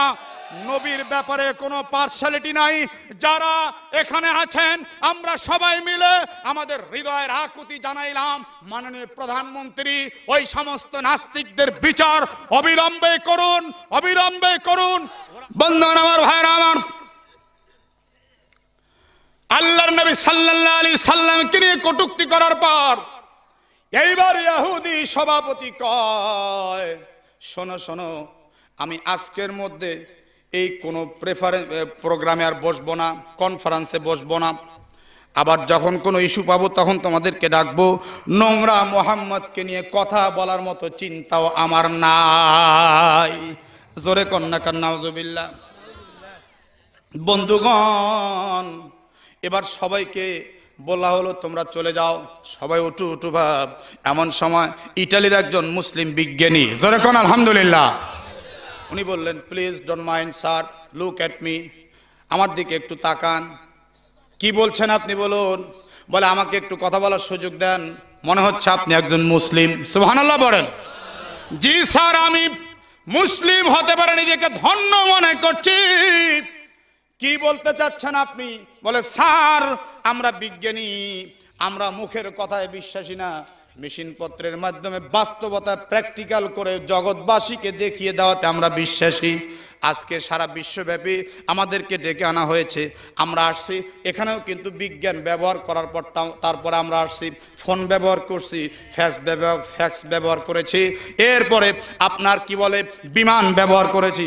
এটাও একদম বিজ্ঞানসম্মত একটা কনফারেন্স এখানে আয়োজন হচ্ছে। আপনার মুখের কথায় এই কনফারেন্স ভঙ্গ হবে, সারা বিশ্বব্যাপী আমাদেরকে ধিক্কার দেওয়া হবে। এবার বলছে, ও মুসলিম বিজ্ঞানী, ওই নোংরা মুহাম্মাদের মুখের কথার সঙ্গে মেশিনপত্রের আবার কি সম্পর্ক থাকতে পারে? মুসলিম বিজ্ঞানী বলছে, স্যার আপনি আমাদের চাইতে কম বুঝেন না, আপনি বুঝেও না বুঝার ভান করছেন। এমন কিছু বুঝেও না বুঝার ভান করার মানুষ আমাদের সমাজের মধ্যে আছে না নাই? বলে তুমি বলো, তুমি কি বুঝছো? বলে স্যার আমি কি বুঝছি আপনাকে মুখে বললে আপনিও উড়ায় দিবেন, এটা হলো বাস্তব প্রমাণের কথা। Only 7 days, মাত্র 7 দিন আপনি আমার সময় দেন, এই জায়গায়, এই দিনে, এই সময় আমার নবীর স্বর্ণের কথাটা আমি মেশিন পত্রের মাধ্যমে প্রমাণ করে দেখিয়ে দিতে চাই। সুবহানাল্লাহ কর। ঠিক আছে, তুমি যদি প্রমাণ করে দিতে না পারো তাহলে কিন্তু 7 দিন পর তোমার বিরুদ্ধে অ্যাকশন নেওয়া হবে, তোমার জীবনটাও যেতে পারে। মুসলিম বিজ্ঞানী চোখের পানি ছাড়লেন, ঠোঁটের মধ্যে মুচকি হাসি টানলেন, এবার বললেন, স্যার আমার একটা জীবন কেন, আমার যদি 1000টা জীবন আমার নবীর জন্য যায় তবুও আমার জীবনটা ধন্য। একটা জীবন বলে আমার আফসোস হচ্ছে, নবীর জন্য মাত্র একটা জীবন যাবে। জোরে কন্যা মারহাবা। ঠিক আছে, দেখবো তোমার জীবনের অবস্থা। এবার ডাক দিয়া কয়, ও মুসলিম বিজ্ঞানী তুমি চলে যাও, চলে যাও, দেখা হবে 7 দিন পর। সবাইকে জানিয়ে দেওয়া হলো। সবাই এইবার এক বাক্যে বলতে লাগলো, কি যে হয় আল্লাহ জানে, কি যে হয়। মুসলিম বিজ্ঞানী হোটেলে গেলেন, গোসল করলেন, পবিত্রতা অর্জন করলেন, 2 রাকাত নামাজ পড়ে আল্লাহর কাছে কায়মনা বাক্যে কাঁদতে লাগলেন, আল্লাহ গো, আমি আমার ব্যক্তিত্বর কৃতিত্ব প্রকাশার্থে নয়, আমি তোমার নবীজির সম্মানকে অক্ষুণ্ণ রাখার জন্য একটু চেষ্টা করার জন্য রওনা দিলাম, তুমি আমাকে সাহায্য করো। একটু চিৎকার করে বলুন তো, সাহায্যকর্তা যিনি তিনি কে? ইয়া রাব্বাল আলামিন, তুমি আমারে সাহায্য করো। বাইরে বের হলেন, 2টা মানুষকে ভাড়া করলেন, প্রচুর টাকা দিয়া জঙ্গলের মধ্যে গেলেন। যাওয়ার পরে 2টা বানর ধরলেন, একটা নর আর একটা নারী। বানরনীকে ধরে নিয়ে একটা খাঁচার মধ্যে পুরলেন, 2টার মাথা অপারেশন করলেন, 1 টুকরো করে স্বর্ণ দিয়া এরপরে সুতো দিয়ে সেলাই করে ব্যান্ডেজ করে দিলেন। 7 দিন পর্যন্ত 2টোকে একসঙ্গে রাখলেন, খাইতেও দিলেন। 7 দিন পর ফজরের নামাজ পড়ে মুসলিম বিজ্ঞানী বানর দিকে লক্ষ্য করে তাকিয়ে দেখতে পাচ্ছে, বানর ও বানরনের মধ্যে খুব পরিবর্তন দেখা যাচ্ছে। যেটা পুরুষ বানর ওইটা আগের চাইতে একটু ঝিমিয়ে গিয়েছে, স্বাস্থ্য খারাপ হয়ে গিয়েছে, যেখানে বসছে সেখানে শুধু ঝিমঝিম করছে।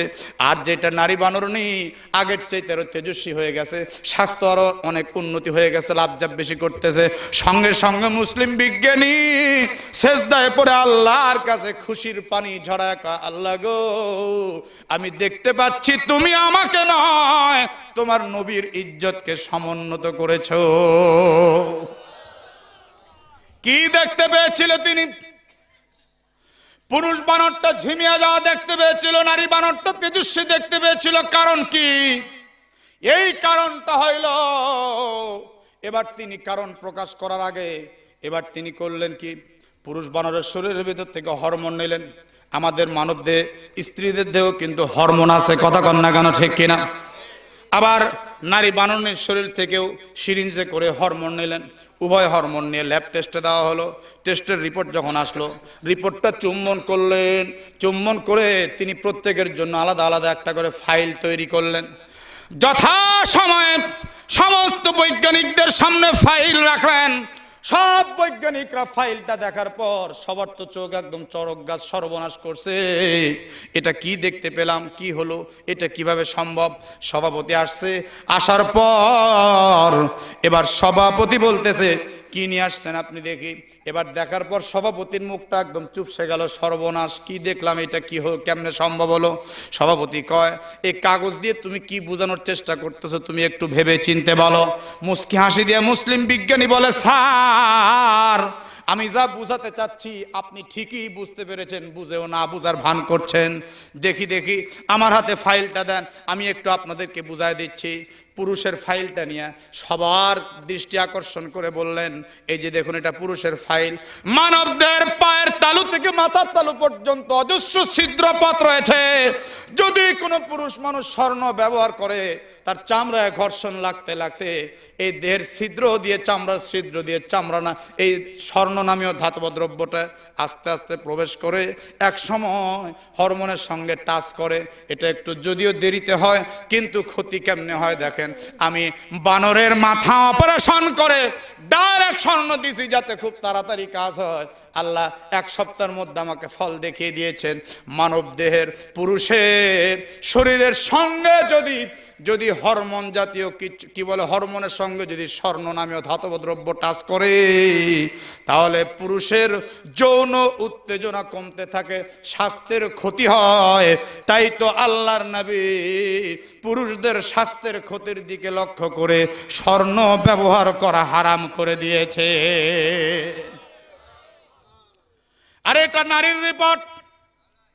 নারীর শরীরের হরমোনের সঙ্গে যদি স্বর্ণ টাচ করে, তাহলে তার যৌন উত্তেজনা বাড়তে থাকে, চেহারা সৌন্দর্য বাড়ে। আল্লাহু আকবার কন্যা জ্ঞান। তাই তো আল্লাহর নবী নারীকে স্বর্ণ ব্যবহার করার জন্য নিষেধ করেন নাই। জোরে কোন সুবহানাল্লাহ। বন্ধুগণ আমার, ভাইরা আমার, এতক্ষণে আমি কোরআন হাদিসের রেফারেন্স দিয়ে আপনাদেরকে যা বললাম, তাতে আপনারা কি বুঝতে পারলেন? কোরআনুল কারীম আর হাদিস শরীফের মধ্যে বিজ্ঞান আছে না নাই? আর একটু জোরে বলেন, আছে না নাই? বন্ধুরা আমার, ভাইরা আমার, সেই বিজ্ঞান সম্মত কোরআন হাদিস আল্লাহ তাআলার নবী আমাদের কাছে রেখে গেলেন। সে কোরআন হাদিস মোতাবেক আমরা জীবন গড়ব, নামাজ পড়ব, কথা কর না কেন, ঠিক কিনা? কিন্তু দুঃখ রাখার জায়গা নাই, আফসোস রাখার জায়গা নাই।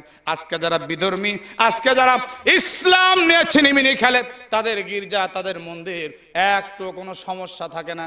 আর আমরা মুসলমান, আমাদের ঘর সুন্দর, বাড়ি সুন্দর, অট্টালিকা সুন্দর সুন্দর, কিন্তু আমাদের মসজিদের তেমন কোনো খবর নাই। এই মসজিদের ব্যাপারে আল্লাহ যদি আমাদেরকে জিজ্ঞাসা করেন কাল কিয়ামতের ময়দানে, আমরা কিন্তু কোনো জবাব দিতে পারবো না। আমি আপনাদের কাছে একটি বিষয় শুধুমাত্র অস্পষ্ট রেখেছি। কোরআনুল কারীম আর হাদিস শরীফে বর্ণিত কবরের মধ্যে গাছ থাকলে আযাবটা বন্ধ কেমনে হলো, আমি আপনাদের কাছে বিষয়টা উপস্থাপন করতে চাই। সকলে বিষয়টা জানার দরকার আছে না নাই? কার কার দরকার আছে? দুটি করে হাত টান টান করে আল্লাহরা দেখান। লিল্লাহ তাকবীর। লক্ষ্য করে শুনুন, খেয়াল করে শুনুন। হাদিসের ব্যাখ্যার মধ্যে আসছে রাসূল করিম সাল্লাল্লাহু আলাইহি ওয়াসাল্লাম তার মর্যাদা এবং হাতের পরশের বদৌলতে মহান রব্বুল আলামিন শুধুমাত্র ওই দুই কবরের আযাবই বন্ধ করেছেন। তাই বলে কবরের আযাব মুক্তির জন্য শুধু গাছ লাগাবো আর কবরের আযাব মুক্তি পাবো, এমনটি কখনোই হতে পারে না। কবরের আযাব মুক্তি পাওয়ার জন্য নেক আমল ছাড়া বাঁচার কোনো বিকল্প রাস্তা নাই। বুঝছেন না? বুঝেন নাই? আল্লাহ তাআলা আজকের মাহফিলটা ফিনিশিং এমনটাই হোক, আল্লাহ আমাদেরকে নেক আমল করে পরপারে বিদায় হওয়ার তৌফিক দান করুন। আল্লাহুম্মা আমিন। যারা বললাম শুনলাম সকলকে আপনি আমলের তৌফিক দেন, আমিন। আল্লাহুম্মা আমিন। আসসালামু আলাইকুম ওয়া রাহমাতুল্লাহি ওয়া বারাকাতুহু। এতক্ষণ শুনছিলেন হাফেজ হযরত মাওলানা রেজাউল করিম নাটুরি সাহেবের গুরুত্বপূর্ণ বক্তব্য। ভিডিও পরিচালনার সম্পাদনা ও প্রযোজনা আলী আহমদ আকন্দ। ধারা বর্ণনায় আমি advocate Azharul Islam Roni. পরিবেশনায় তাহজিব centre, Rajshahi. Mobile 01712064033। Mobile 01712064033। আল্লাহ হাফেজ।